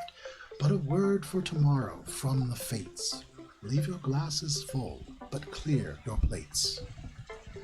But the hour is not yet quite so late, so we might not yet celebrate, and so I present to you this plate of sparkling melon and champagne cake." And before you, the unseen servants kind of appear, and you get a sparkling silver tray with ornate scalloped edges, each set with a cake that is crystal clear, save for the snow-white icing that seems to almost float in the air with a small bubbles float through space where the cake ought to be. And you can feel that the cake is there. If you bite into it, it's moist, and putting it in your mouth reveals that the champagne-flavored cake does have like little bits of carbonation to it. And within the actual cake itself, there is invisible jam that is cold and carbonated watermelon with a hint of lime zest. And it's delightful. It's like an exclamation point that pops every now and then. There's just a little piece of dark chocolate nib spaced into each piece of cake that is almost magically perfect. But you eat this meal, and these words kind of hang in the air. And as you look up, Tundin is no longer there. I give Raz the dark chocolate nib. Just disappears into like the invisibility, and you just hear, "That was a tiny little piece. I know, it's all I got. I kind of need more now." Oh, I'm sorry.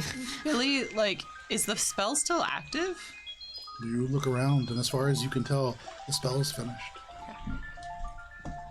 Can Alina think about that line, "Leave your glasses full but clear your plates," and Sure see can. if she can divine what that means? Make an insight check. Oh, Could I 12? receive- You look around in the darkness here, and there are people enjoying their meals. You are all finishing off this, like, as complex and strange as it was, a delightful meal. You know what? You could choose to see the glass half full or half empty. And here in this moment, Alina, it's really up to you. Could I? Yeah. Also? Maybe he's telling us like not to drink. Or forcing us. 24? Yeah. Okay. 24. When you hear "leave your glasses full and clear your plate," that likely means don't get shit-faced right before you go to the tournament. That's what I was taking. But Billy like, doesn't need to roll an I insight was check. hoping there was some different meaning because Or he's so getting this isn't shit-faced no matter what. the. We're not hearing the full fortune song yet. This is extra bonus info. We may not hear that song. you note that Tundin It's gone. conspicuously absent in this moment. But you finish your meal, and Perry comes back, and the Grung says, "I really hope you all enjoyed your meal." Oh it was lovely. When are you closing this evening? Oh, well, this is the last turn, and then I guess we're gonna close up. Oh, okay. Why was it all watermelon? Because it's in season. Alina's gonna makes give sense. him a gold piece as a tip. Oh, thank you. You know, this is a lot of work, but I made a lot of money tonight. Oh, Tucks the gold away. Good job, bud. Could you use Thanks. some help cleaning up after? Yeah, when they're all done, I'd really appreciate that. Oh, I need to go get the ladle. They're almost ready for it. And he runs off, and you can see he runs into the kitchen. He comes back with like 3 different ladles, and he goes up to a table, and you can hear him. He goes, and now the rain's, hang on. Oh, Perry, you should have put this in something that's not gonna smudge. And like he's trying. Clearly, he has been left to finish this service. Tundon is nowhere, and so he is just going. He's doing his best, and then you can see people still enjoying themselves, but he is alone in this space. You finish your meals. Do you make your way back, roughly 9 o'clock at night, to the Golden Fool? I would wait to help out. Yeah, Okay. we'll help out. Help out Perry. Billy kind of like grumbles, but she was told to clear her plate. Okay. You finish this meal. Whether you like it or not, you're going to heed that advice. And Perry comes back and goes, "Oh, Clean Plate Club. Great. We love happy customers. If you guys are going to help, I really appreciate that. Could I get you some drinks while you're waiting?" I would say that we do. I have a whole half a keg of Eridre's ale. Just the house special, but Maybe we shouldn't, because Tundran said not to. Love water. I'll do one. okay. You convinced us to come here, and now you don't think we should listen to him? Oh, if you guys are worried, I'll give it to you for free. You don't have to pay for it. As much as you want. No. Probably about 70 beers left in here.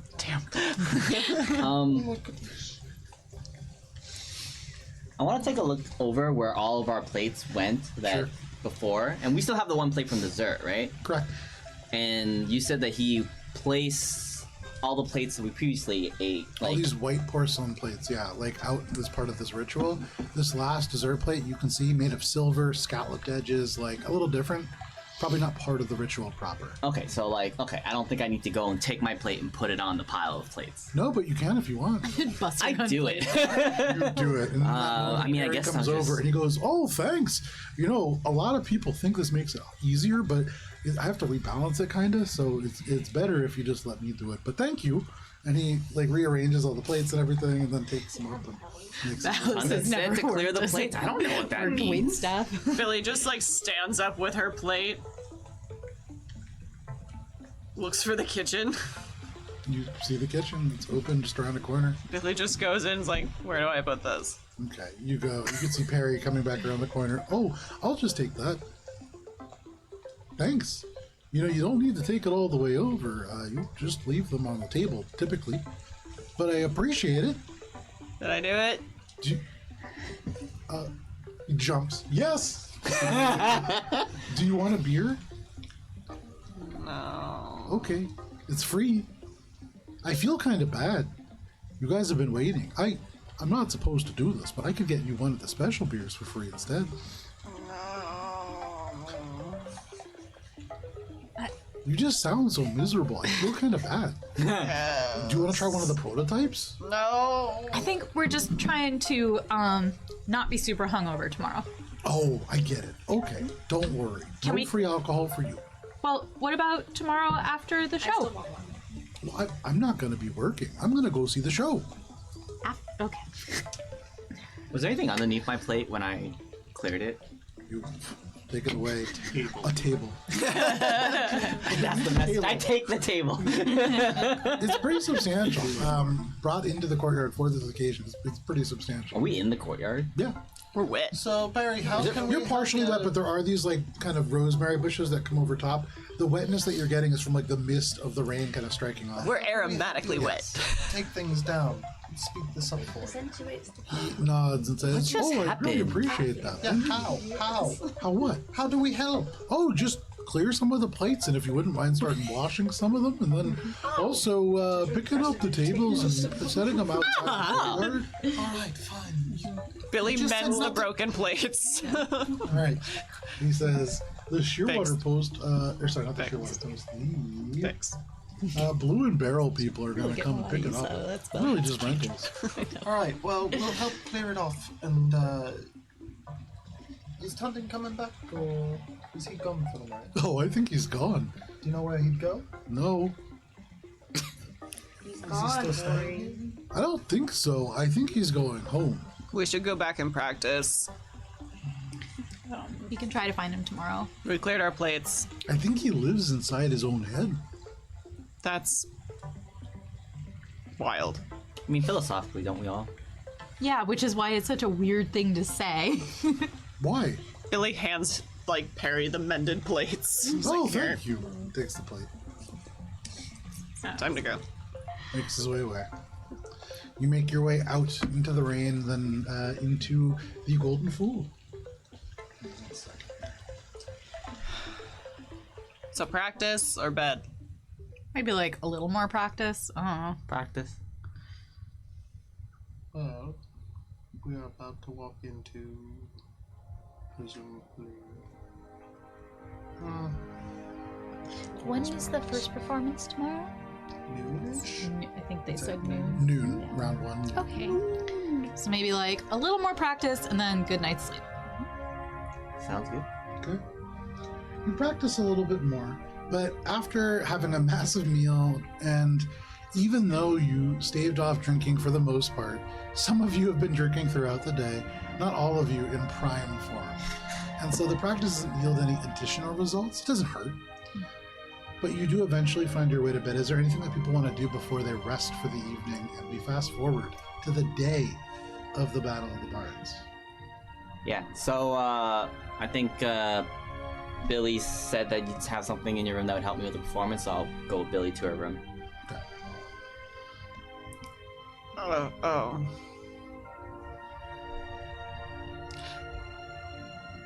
Your song earlier was really good. Just want you to know that. And I wasn't trying to cheapen it with the effects. That was for the battle part.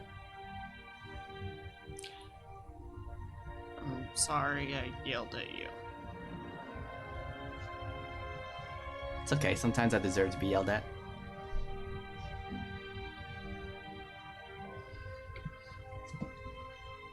I'm sorry about your wife. Why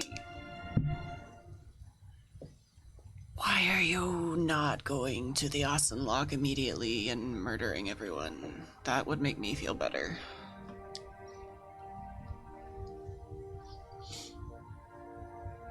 The Lock. I mean, I don't think they for causing the way Peter flew or for taking my memories. I don't know. It seems like after looking at your memories, the most logical way to, I don't know, stop things? Feel better?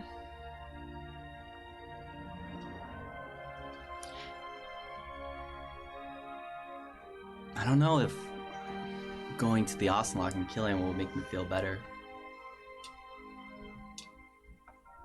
But you know what does make me feel better?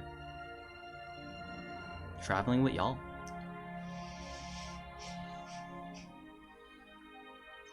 I still don't like you. Yeah, I feel like I've noticed that. Why? You're so happy.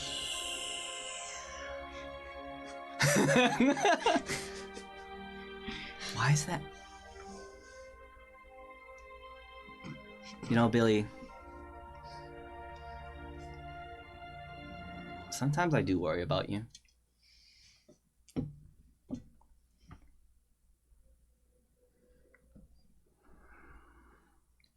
feel like sometimes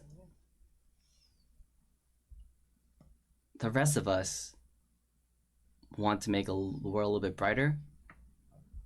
And sometimes you do things that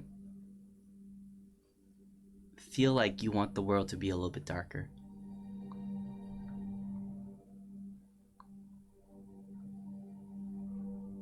Nothing I do can make the world brighter.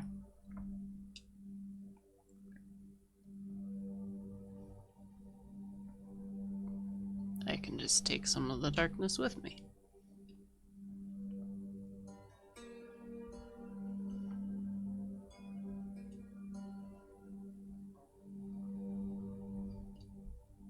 You seem to make Alina's world brighter. I don't know for how much longer.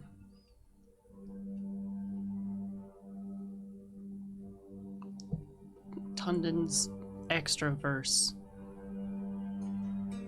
seems to say that if Alina keeps following me around, bad things will happen to her.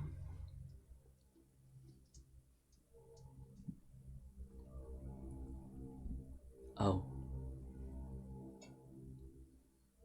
I've made bad things happen for other people.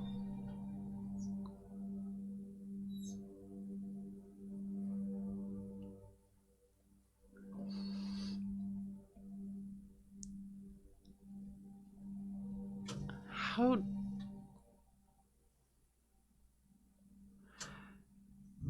Your memory... It felt different. It was nice.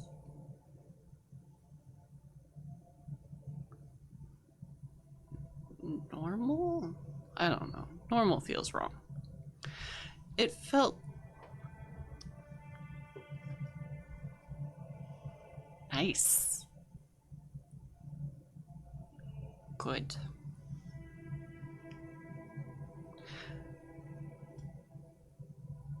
I've only loved someone for a week.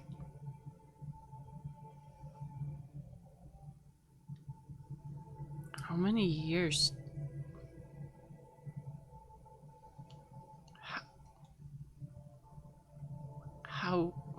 How do you do that?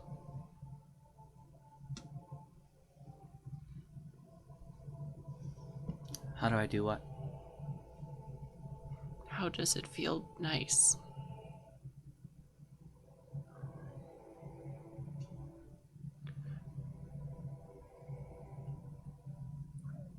When I was with her, it was exciting and big and kind of didn't know which way I was going. But it was okay because it was fun and loud. And then she was gone, and now I want to burn the world down. But you had a wife, and it was good, and she's gone, and you're happy.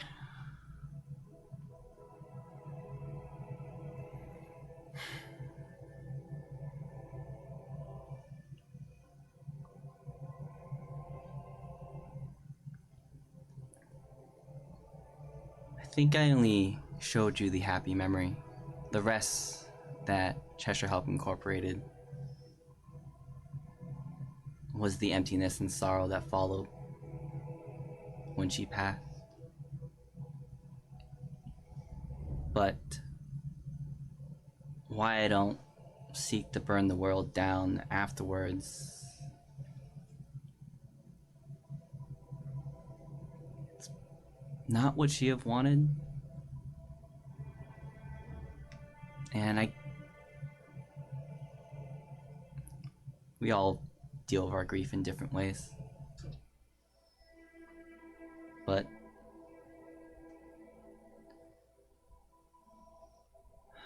I was happy for a really long time. and normal. And I'm sorry that you didn't have much longer with her.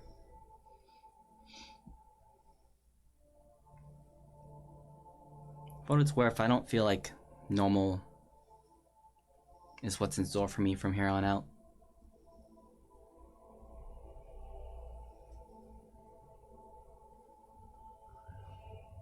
You did try to make swords spin for a musical performance.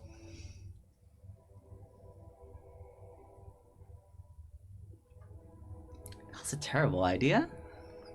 Gotta hit somebody. Might be good for the house choir. That's... yeah. Heard there's some people who make swords sing.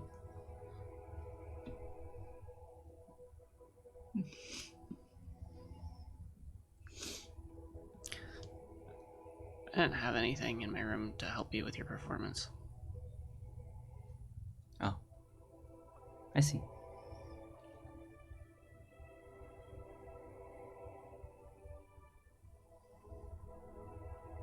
I hope that one day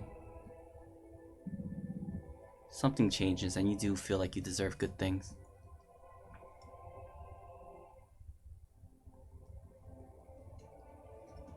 And as much as you dislike me, I'll be there to help if you'll have me.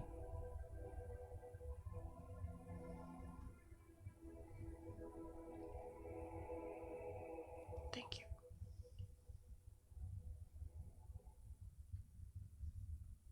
I'm gonna go to bed. One last question.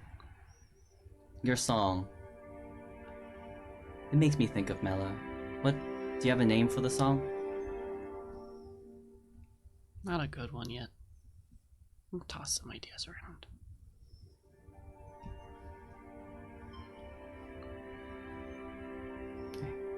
Thank you for sharing it with us. Fit the mood. Good night, Billy.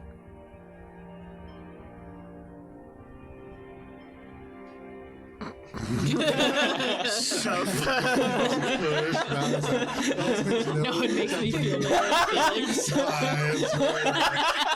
Shut the door. No problem. Fantastic. And you make your way to bed. Does anybody else have anything that they want to do? Fantastic, by the way. Is there anything else that anybody wants to do before they have a long rest? Okay. Hawkshoe. Each of you finds a long rest, and none of you get so drunk that it's even really a problem. You're able to find your long rest. You can mark off one and take all the associated benefits, and the 10th of High Sun dawns. And as it does so, for each of you, there is a little bit of a commotion outside. Downstairs as well, there is a little bit of a commotion. In the large bar area, merry voices can be heard. What are you all doing? going downstairs. Downstairs. Is anybody doing anything before you go downstairs? I mean, I'm getting dressed. Everybody just naked. Pants on one leg at a time. Just like the strip poker night all over again. Costumes, right? Cheshire's just standing there like stark naked. Witness me! Spray paint. You make your way down to the main room, and there you can see Hirson, dressed in a clean brown traveling clothing, but their flowing red hair would normally kind of allow for the satyr to dominate the room, even dressed plainly. The charisma just kind of radiates off the archway. But they do not, because at the large marble table seated right next to Hirson, there is a 6-foot-tall myconid of splendid greens and bright neon pinks with a cloak and crown of floating mycela that are tipped in glowing pink points behind a single huge eye gazing glassily at you. From behind this table, this is Silofer, the Spore Lord. And in fact, Hirson stands up and says, I didn't drink last night. And here they are now, the Wandering Hearts. Allow me to introduce my companions, the incomparable and unsurpassable beauty, Vernestra. And he turns over to Silofer and he goes, no, not you. And he pushes the mushroom aside. And behind him you see this almost like a dryad. You can see there's a table that has been pushed close to the first, and in this Romanesque pose, a slim female nymph with skin that is white and looks almost like gilded cream, in fact. Like there's this inner glow to it. They're covered in several layers of short gossamer fabric, whereas Minka is like billowy and very like almost like a puff. This is very minimal and really serves to provide the barest semblance of modesty to the Oak Princess Veronestra. For many of you, and especially those of you in Thornholm, this is an archfey. This is the daughter of one Lord Oberon, who is the real king of the Feywild. This is Feywild royalty who is sitting at the table. God princess. Alina sweeps into a deep bow. And my friend here, and he pulls the mushroom back over, the Spore Lord, Silefer, warden of the journey of the trip. And of course, you know, and they kind of reach down under the table and pull out a small, ugly-looking gnome. You see like this kind of crooked jaw, the big eye, Crispok, Rootrunner. I believe you know him from the Spire. Do you all care to join us for a drink? And you see Crispy kind of comes up and he goes, "Oh, hi, Ori. Oh, boy. This is tough. I'm doing good, boy. I've got something for you." And Hearsome says, "Just a moment. I actually brought several things for all of you to choose from, should you want a celebratory drink before your performance." They turn, and behind the Venestra, who swings her legs off and kind of gets off the table, there is 3 bottles that are laid out on this place, and a number of glasses as well. You see a faceted gourd of green that is stopped with a carved piece of jade in the shape of a stag's head. These like billowing antlers, impossibly complex for a piece of carved stone. But Hearsome says, "This is my contribution to this event, the Wild Mother's Radiant Rum. This is something that is, of course, powerfully sweet, notes of sage and rosemary, a bit of citrus zest, delightful and hard to come by. Could I interest any of you in a drink?" And he takes it, pours a glass, and you can see it pours out like liquid gold almost into the glass. You can smell immediately the spice, sort of rum, very aromatic and like herbal as well, kind of just billows out, and the glass begins to literally glow in his hand. Billy has never cried so much in front of Hearsome. Hearsome takes this glass and he goes, "It's harmless, I assure you." And he takes a deep drink, and from the inside, his skin sheds soft motes of light. And you can see, he says, "I can make them any color as well." And he shifts it and it becomes green and then gold, and like just glowing is Hearsome. Minka's gonna insight check the statement of "it's quite harmless." Insight check. Mostly putting in the context of, does Hearsome mean I drink it all the time, it's harmless to me, versus I'm also curious because he's judging the competition and knows that we're in it. Yeah. He's also like a little drunk. Right. I've never seen Hearsome Like, is he still trying drunk. to help us, Yeah. or is he trying to harm us? make an insight check. He's drunk. With an 8, roll real you low. look at Probably him, not trying and you anything, can't just tell wants to if the party glassy somewhere. eyes are merry or sinister. It's hard to tell what that means. 28. With a 28, as you hear this, you look at Hearsome, and Hearsome is having a great time. It also, you're looking at a table of literal gods gathered around this table, and you see Crispy there, and you're putting together in this moment when Crispy was talking about his drinking buddies, this is the group. He, like, you are drinking. This is the big league.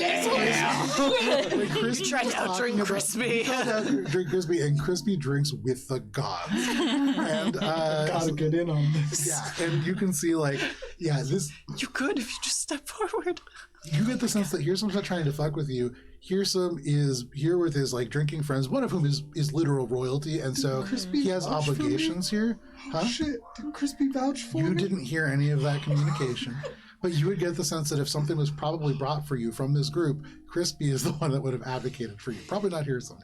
Yes. I just want to make sure to say that I cast protection from poison on Ori. You see his mouth open. Just and Ori. you just- I think it's gonna look around at Billy's face and the sheer like intensity on it as she looks at all the alcohol.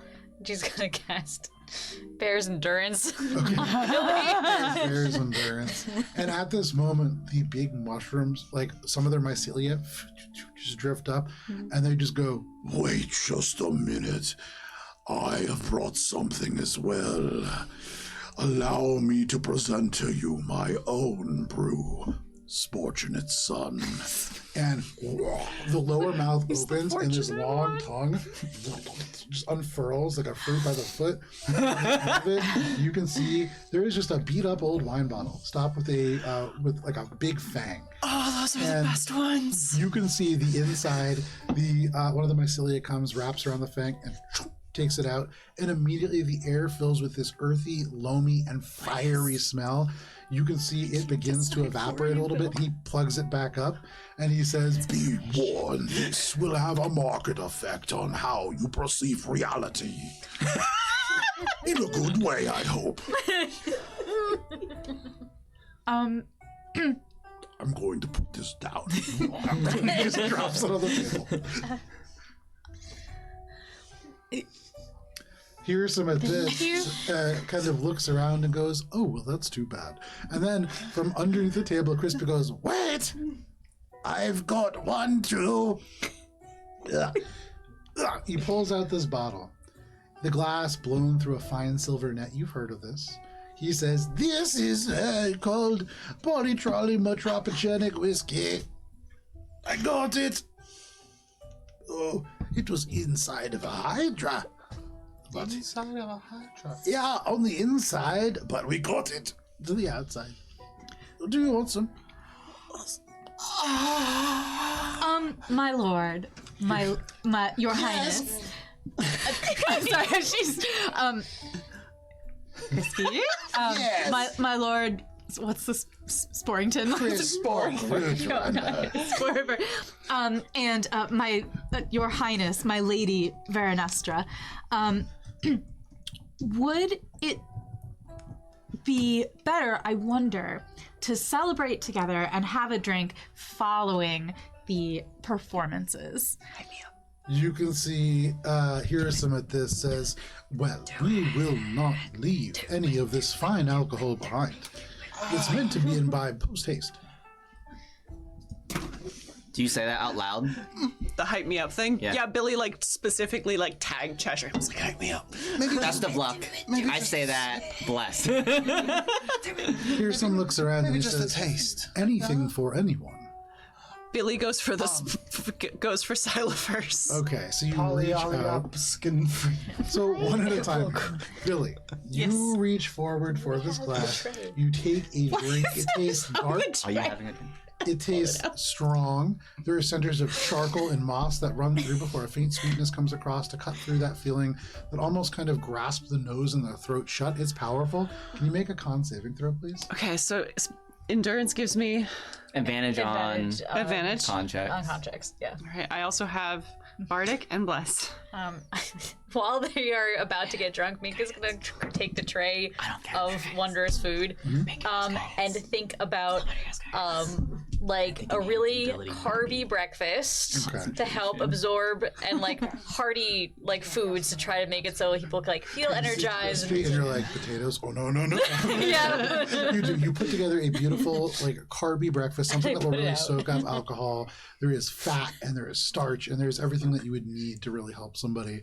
Billy, what was that check? 25. With a 25. That is a success. And as you drink this, you feel your skin, just with the first gulp, ripple and begin to glow. For all of you, at first, you don't notice any difference in Billy, but for you, you notice immediately. As you look down at your arm, you wonder, like, shouldn't leopard prints or something be appearing? And suddenly, and all of you see this, leopard prints just populate across your arm. And you recognize, Billy, in this moment, you can spontaneously manifest tattoos, symbols, and even moving images, almost as if you can cast Alter Self at will until the end of your next long rest. you are not absolutely intoxicated. You walk the fine line of being drunk and not poisoned. And so there is no negative effects. And you get the sense that you have this ability until the end of your long rest. Billy starts flashing her skin like a squid. That's pretty cool, Billy. Do they have a bet wait. going? Make a sense mode or an insight check. For sure. I'm eyeing the group and I'm trying to figure out if anyone else looks We're like they're 26. going to drink the drink because I cast Bless and I get to choose I'm 3 getting people. ready for So Yeah. it's them 2. Honestly, mouth there's is like a swollen. god of my culture here, so I will probably just very politely have a nip. So in this moment, as you look around, you're looking for a bet. You can see everybody seems to be just having a good time. They're drinking. Nobody, like the gods, are not looking amongst each other like passing coins. And then you look over at Crispy, and he's staring directly at you. Oh, good job, everyone. Yes. Crispy, can I want to yes. ask you a question about this stuff that you got. Is it thieves' cant? Can I thieves' cant this? Yeah, or, yeah, sure. Is it? Are you trying to give me that one? Yes. Because it's very good, or it's very bad. I'm trying to give this to you because it's the strongest alcohol in all of existence, Ori. Is that the Polygolly Yeah. Polytrogenic whiskey? Polygolly Yes. Precisely. What I'm trying to say is, do you want me to win it, or do you want me to lose it? And what's my cut? I win no matter what. Well, then give me the drink. He passes you side of glass. So hold on 1 second. Are you taking a polite nip as well? Of I guess the glowy, the one that Hearsome had, the glowy one. Sure. You take the Wild Mother's Radiance rum, poured from the faceted green gourd. Can you make a wisdom saving throw? Billy like starts to like glow green. It's like, you can do it. It's gonna be great. Do it. Is this against a spell? It is not against a spell. Yeah.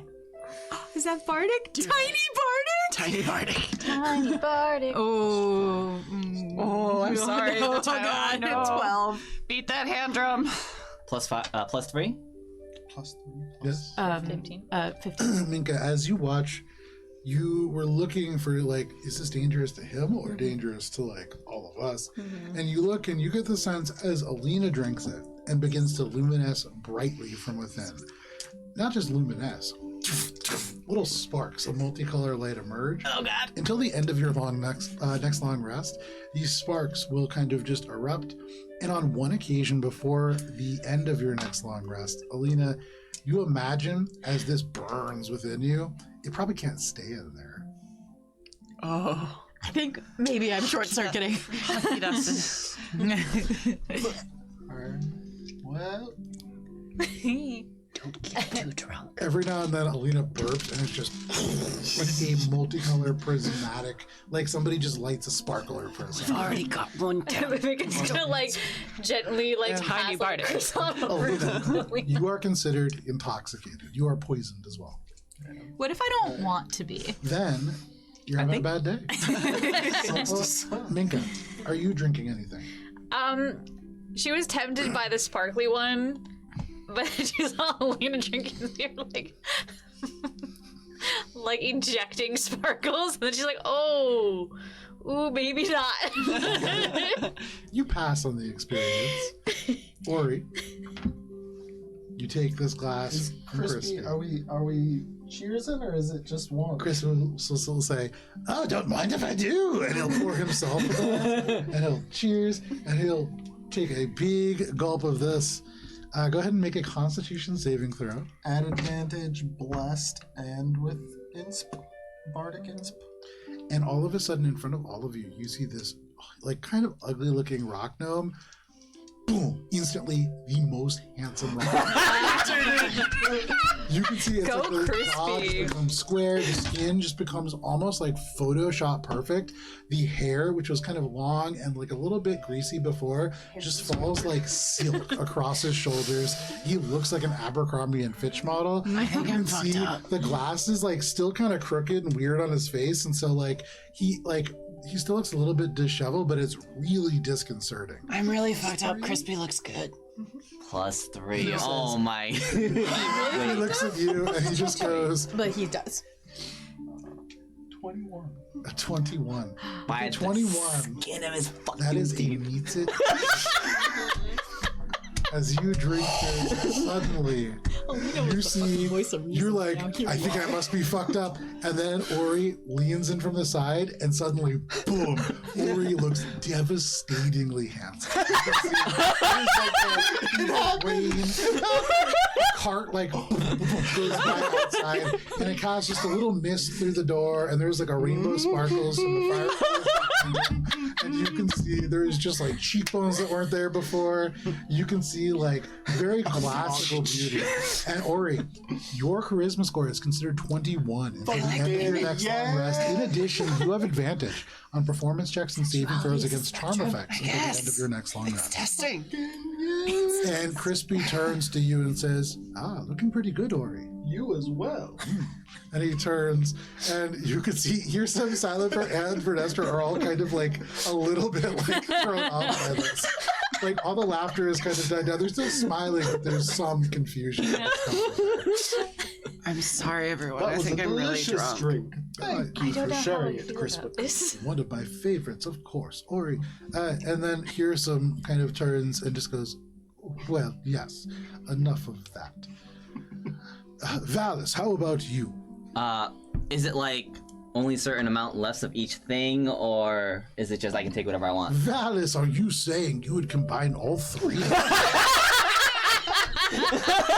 And then silent mushroom comes up. Oh no! And he goes, that's never been done before. Everest iced tea.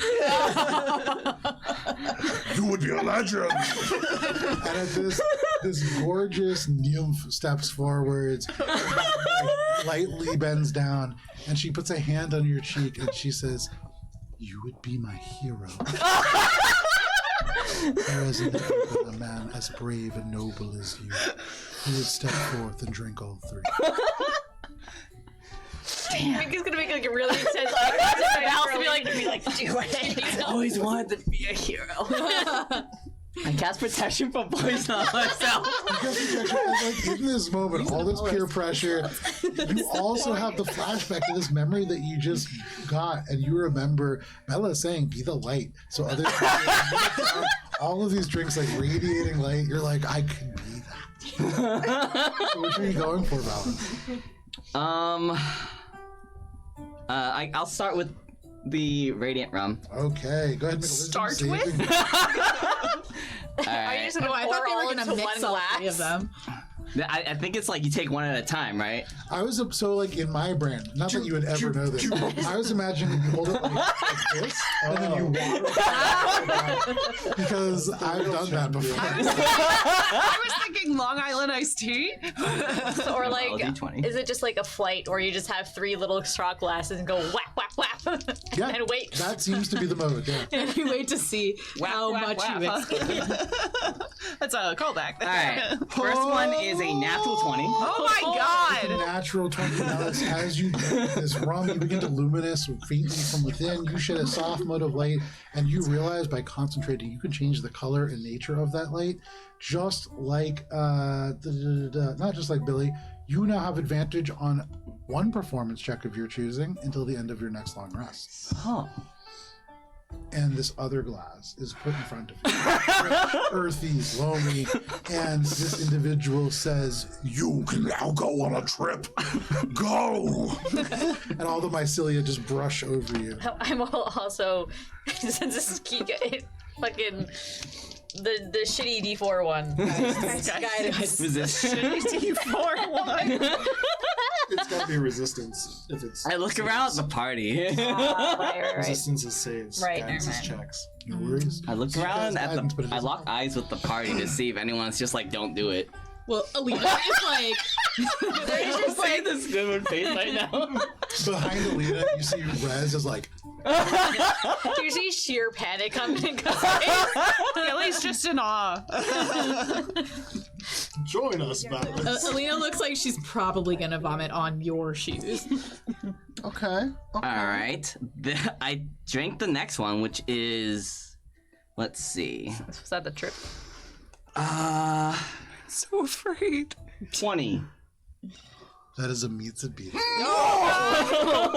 Your skin ripples and glows. Given the ability to spontaneously manifest tattoos, symbols, and even moving images, you gain Alter Self as an at-will effect until the end of your next long rest. Valus, a final glass is poked in front of you by I Chris, get a 20. and he says, "Dear man, it's time to finish this task." Dear Lord. I know you've got it in you. Valus, you stand at this table flanked by two of the most handsome people. And on the other side are three gods. And then our whack ass. Everybody just panicking behind you. Oh boy. Oh no! Oh no. Valus. This is a powerful whiskey. It smells strongly of char and oak and smoke. And that center of charcoal just ignites. And can you roll a D100, please? Oh dear. Oh right. Oh. Wait, how far was it off? Was it like really off? It was It was like a. a 4 and a 1. Okay. With a DC 21, that would be a tough one. Yeah, I don't think there's anything I can do to fix So it's a that. 12 total. No, it was a 1 and a 4 were the two. Right, 4 So- plus the Oh, sorry. plus the 3 plus the 5. 5, 2, not 15. 10 off. D100, you said? Yeah, that's what I said. Unfortunate. All right, 64. What is Valus today? Valus, you take this last long drink, and for all of you, you see within the armor, suddenly Valus's head disappears. And you see Valus's arms just like, and then one gets much smaller. She's just like a little hand, and the hand is much hairier. And then the other hand, and Valus, the armor like doesn't really fit you anymore. As your legs vanish, you're kind of stuck in this plate mail. As a halfling, you don't quite reach the ground, and you are now kind of stuck halfway in like the chest piece, halfway in the bottom. Your hands are like in the sleeves, your legs are in the legs. But for the next 24 hours, you are a halfling. Oh my. Awesome. And you're also hammered now, right? You are also absolutely shit-faced. Oh, and man. in this moment, you feel as if you are poisoned. Can you cast Remove Curse if you are shit-faced? Yes. Oh my. Oh my god. I hope you can cast it twice, honestly. All right. So Here's some steps forwards at this, and he looks into your kind of like armor neck hole down at you. You see Fearsom's face just swim over top, and he says, Oh, hello, Earsom. I say, Valus, you're quite small. Would you like me to change your armor to fit you better? The alter self thing, could I use that? Like, it's just only for like can't- tattoo, or is it just? No, you can alter change yourself, yourself. but you can can't only change make the yourself up size. to a foot larger or smaller. That was a... You how can't tall are appear as a halflings? different size. How tall are You can halflings? just change up to a foot larger or smaller, but not a size class. Oh, okay. What was Hearsom's question again? Here's asked if you wanted him to make your armor smaller. I think I will cast Remove Curse on myself to not. Would that remove the effects of the spell and make me not a halfling anymore? That will remove the effects of all of these spells. All of them. I mean, you could play as a halfling for cons. play But as a disadvantage. But he's yeah. Oh, but he is just... All right, first remove poison, so that I can think about what I'm doing. Wait, would that remove? Does that remove one poison or all poisons? I believe it removes all poisons. And you only technically have one poison in you. Yeah. I think the other effects count as a poison question mark, Joe. Give me 1 second here. In the Removing meantime, the poison removes the effect. Of all of them. Oh, it says neutralize a poison. It's just one. If For more lay than on one hands. poison afflicts a target, you neutralize one poison that you know is present, or you neutralize one at random. So yeah. In the meantime, Billy uses the alter self function to just like mirror Ori to it's like, this is what you look like. Oh my. You can see. Yeah, no problem. Did Cheshire drink? Is she going to? All right, so could I remove just Cheshire's the just poison here from to watch the the chaos and guide us towards Wally Morty. morphogenic potion? You sure can. Suddenly, Valis, you sober up. And in this moment, there is a sparkle that comes from the inside of this armor. You see Hirsum goes, oh my, and he steps back, and there's just, and like sparks come out, and your head clang, slams into the top of the helmet. Your arms just shoot out, and you basically punch the armor in both sides. And like, it's uncomfortable because it perfectly fits you, but with explosive growth, that's not what you're looking for. But you're back, your finger's a little numb, you kind of flex, the armor creaks, and Hirsum says, well, you better look next time. Alina, seeing that, is was going to be quite a like, try. did you just undo it? Valis, I'm so nauseous. Valis, can you undo mine too? Remove poison. Yeah, sure. You remove poison, and in this moment, you stop being drunk, and you feel roughly 4d6 worth of damage within your stomach disappear. And Alina is like, Alina, I think, is probably a lot like Hannah in that nausea is extra not fun with her. So Alina's gonna be like, I'll be back in a few minutes, and she's gonna go like collect herself Yeah, upstairs. No worries. You do that. In your ear, you can hear Rez just goes, that was just too much. It's too early in the morning. You're fine. Okay? Don't worry. It's really bad. Do a little like rub on the back, hold hair back. Absolutely. Yeah. Rez trying to be as supportive as he can. There's a god downstairs, and I got a shit faced in front of her. Yeah, but I feel like, between you and me, we kind of expect that from mortals. Like, you did. That's true. Oh, thanks, buddy. Yeah, of course. You're doing the best you can. That's so nice. You go and you collect yourself for a little bit. For the rest of you, you recover to various extents as best you can. Some of you having a hard time recovering from Ori. But you probably have about an hour before you are due up for this tournament. And in this moment, Houston says, so, are you all ready to discuss costumes? Oh, certainly. It made your voice handsome too. Alina will come downstairs. Okay. You make your way back down. I suppose now's as good a time as any. Have you chosen outfits for us? Pearson turns and he says, no, all of you are to do that. Ori, what would you like? Well, I don't want to upstage my compatriots. You won't. Especially not in something that I've chosen to be subtle.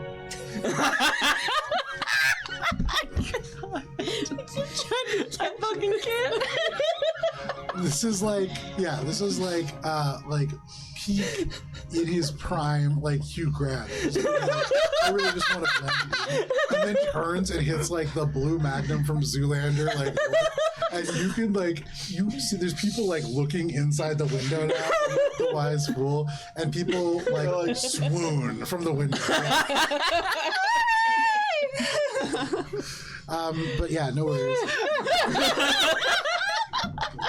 Pearson says, I believe I can do something that would suit you just fine.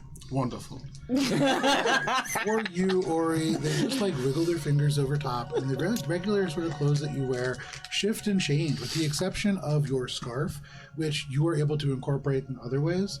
You have what looks almost like a sort of naval sort of uniform mixed with a bit of a band sort of vest, from what I remember. The especially with Ori looking the way that he does now, it looks like a portrait has come to life and just stepped out of the painting. One of the windows breaks as panties just come through. And they're wet, but it's not raining. Oh no! Oberon after dark. You see Xylophor, the Spore Lord, some of the mycelia just start going like this. But the reaction positive across the room and in the outside, apparently. He doesn't procreate in that way. But yeah, absolutely, it looks stunning. And Hearsome says, and of course, this garment can shift between performances. Wonderful. Valis, how about you? I like to keep my armor on, so I would like perhaps a wide cloak that hangs lower on my right side, so I can play the viol on the left, and perhaps a toga that can go over my armor to kind of hide some of the colorful elements of the armor, and I'll have it in gray for the first and pink for the second performance. He nods and he gestures to the Oak Princess and he says, this is really more of your suit.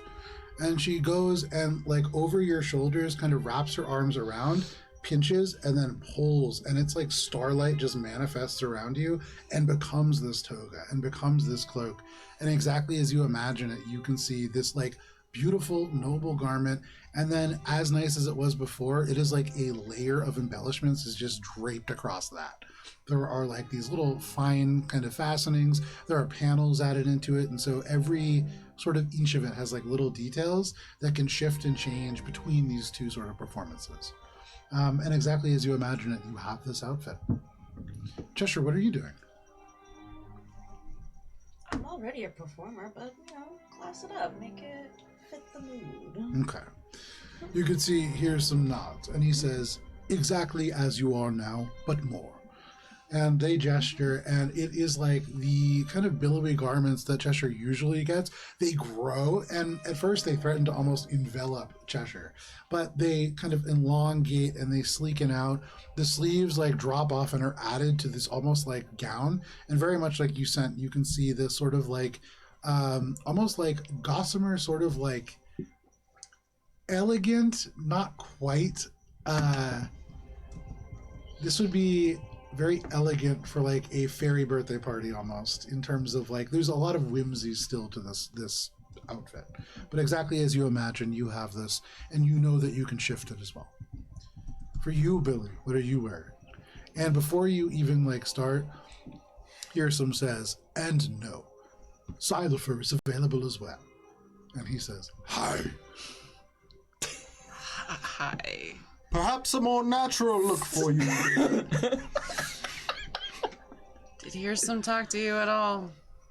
he turns and he says, Me and Harrison go way back. About all kinds of things. Like what? I don't really know what to wear. Yeah, I could tell. Damn, all the Roasted gods by are a just shroom. roasting us. So, I don't know, I guess if you know what's going on, then help. Yeah, okay. these mycelia just kind of drape over top. And for these two I remember, but please remind me, what is your outfit looking like? So Billy's kind of dressed in something like a very simple, like black, like floor length dress that's kind of drapey, long sleeved, and it kind of tapers to the hands. Billy doesn't often wear dresses. Billy's hair is kind of like done up in like a bunch of different like smaller braids coming together as one, and has the little like antler, the sticks have been done up to look like antler crowns, and she has kind of like a almost like a death mask on. Yeah, fantastic. And you can see, it'll change for Cheshire's performance. as Xylophor pulls away, all of that exactly as you described, this death mask from where it is can look almost like a crown with these antlers protruding through it, but pulling it forward will literally be like a death mask that will kind of like emanate out from this place. And in all the places where there are these braids, there are little details of like very much like what you saw in Hearsome's sort of representation of his home, where there are like bits of moss and things that are almost like gilded in gold that are very natural but also very elegant. And just like that, you appear. Alina? So Alina's cloak that goes with her waistcoat of the Nightmare Rider is a sort of gradient of autumn leaves. So what she wants is for the outfit to look physically the same, but the gradient changes for each performance. So for the first one, a gradient from like kind of a light blue all the way down to black, like a sky deepening into night. Easy enough for that, especially. Here's some just snaps, and in a moment it is like the fiery reds just shift to exactly what you said, and then with another snap it just shifts right back, and it's easy for you to change. Thank you. Minka? Okay, so since my contribution to the performance is more just going to be like aesthetic, can you put me in one of those like really floofy like ball gowns with a lot of layers, just so because I'm going to emanate light, it'll kind of sparkle through them, and dark for Billy's performance and pink to match everyone else for Cheshire's. Very easy to do, of course. And they snap their fingers, and like magic, the garments that you're wearing shift and change, and they become much more like poofy. You take up the same like tactical grid space, but you take all of it out. You and Cheshire, similar amounts of like fabric on these garments, though very different profiles. Oh, excuse me. Wandering Hearts assemble! You now have Wandering Hearts in your fineries. Some of you a little bit more magically able now than others. Some of you a little bit more godly charismatic. And at this moment, it is about 11:30. Only a half an hour waits, and Hearsome says, I've grown distracted. I must get to the judge's station. And we must go. Yes. Please, before you go, you mentioned that it would be possible to stop the rain over the arena. Is that still Ah, yes, it would possibility? be a shame to get wet after these fineries have been given to us. Vernestra, the Oak Princess, steps forth and she says, that is what I command. I will cast a grand illusion that will become real over all of you, and I'll have it suit the song. You will remain dry for your entire performance. Thank you. Thank you, Your Highness. She smiles and she says, I have heard that all of you have been through a challenging time. To work for Hearsome is to work in service of the Feywild. So thank you. We are honored. To you too. Well, I guess we should get going if we're gonna make it on time. You can see Hearsome, Silafer, and Vernestra all already up and like out the door. Onward! You make your way out, no problem. I'll see you afterwards, Crispbook. Crispy at the bar kind of nods, holds up his glass, and he says, you as well, old chum. This is hilarious. Ooh, your confidence is really sky high now. You know. Well, as I said, a bit of alcohol would make the performance a bit easier. Gotta hand it to you. Just need to loosen the lips a bit. You make Your your way voice. through the streets. But it's hard for you to make your way through the streets because every now and then people kind of stop and you'll see people just looking at Ori and somebody like drags this like, you can tell that they're a servant of some kind.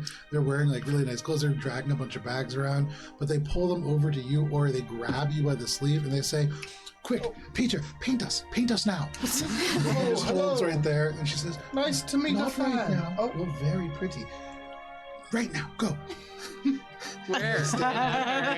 And you can see this guy is like, are you serious? Right. He says, what do I pay you for? For asking questions or for painting? And he goes, for painting. He sets stuff down, starts setting up some Billy like paints. grabs a hand and is like, no. Just extract Ori away from this distraction. Perhaps later then. You like people follow to you guest for star. sure. Make your way to kind of to the Petrichor Performers Association. There's a huge crowd outside. There are stalls. You can smell food, and in fact, you hear over the dim core as Core set up a stall and is just selling meat to people as they pass through. You can see there are other souvenir stands and things of that nature. And in the rain here, the crowd is quite large. But because it is 9:55 and a good place for all of us to stop, as you approach the Petrichor Performers Association and the Rose Theater within, that is where we're going to end for the evening. Next week, we will be beginning in earnest the Battle of the Bards. As you all enter in, we will be starting round 1. And so if you are tuning in next week, you could join us for that. If you can't wait that long, on Sunday, we're going to replay our Starfinder session, followed by this at 4:30 p.m. Eastern Standard Time. Aside from that, we'll be back next week, and we'll be returning with Fallout on Sunday. I believe that is going to be January 26th. That is going to be on a Sunday.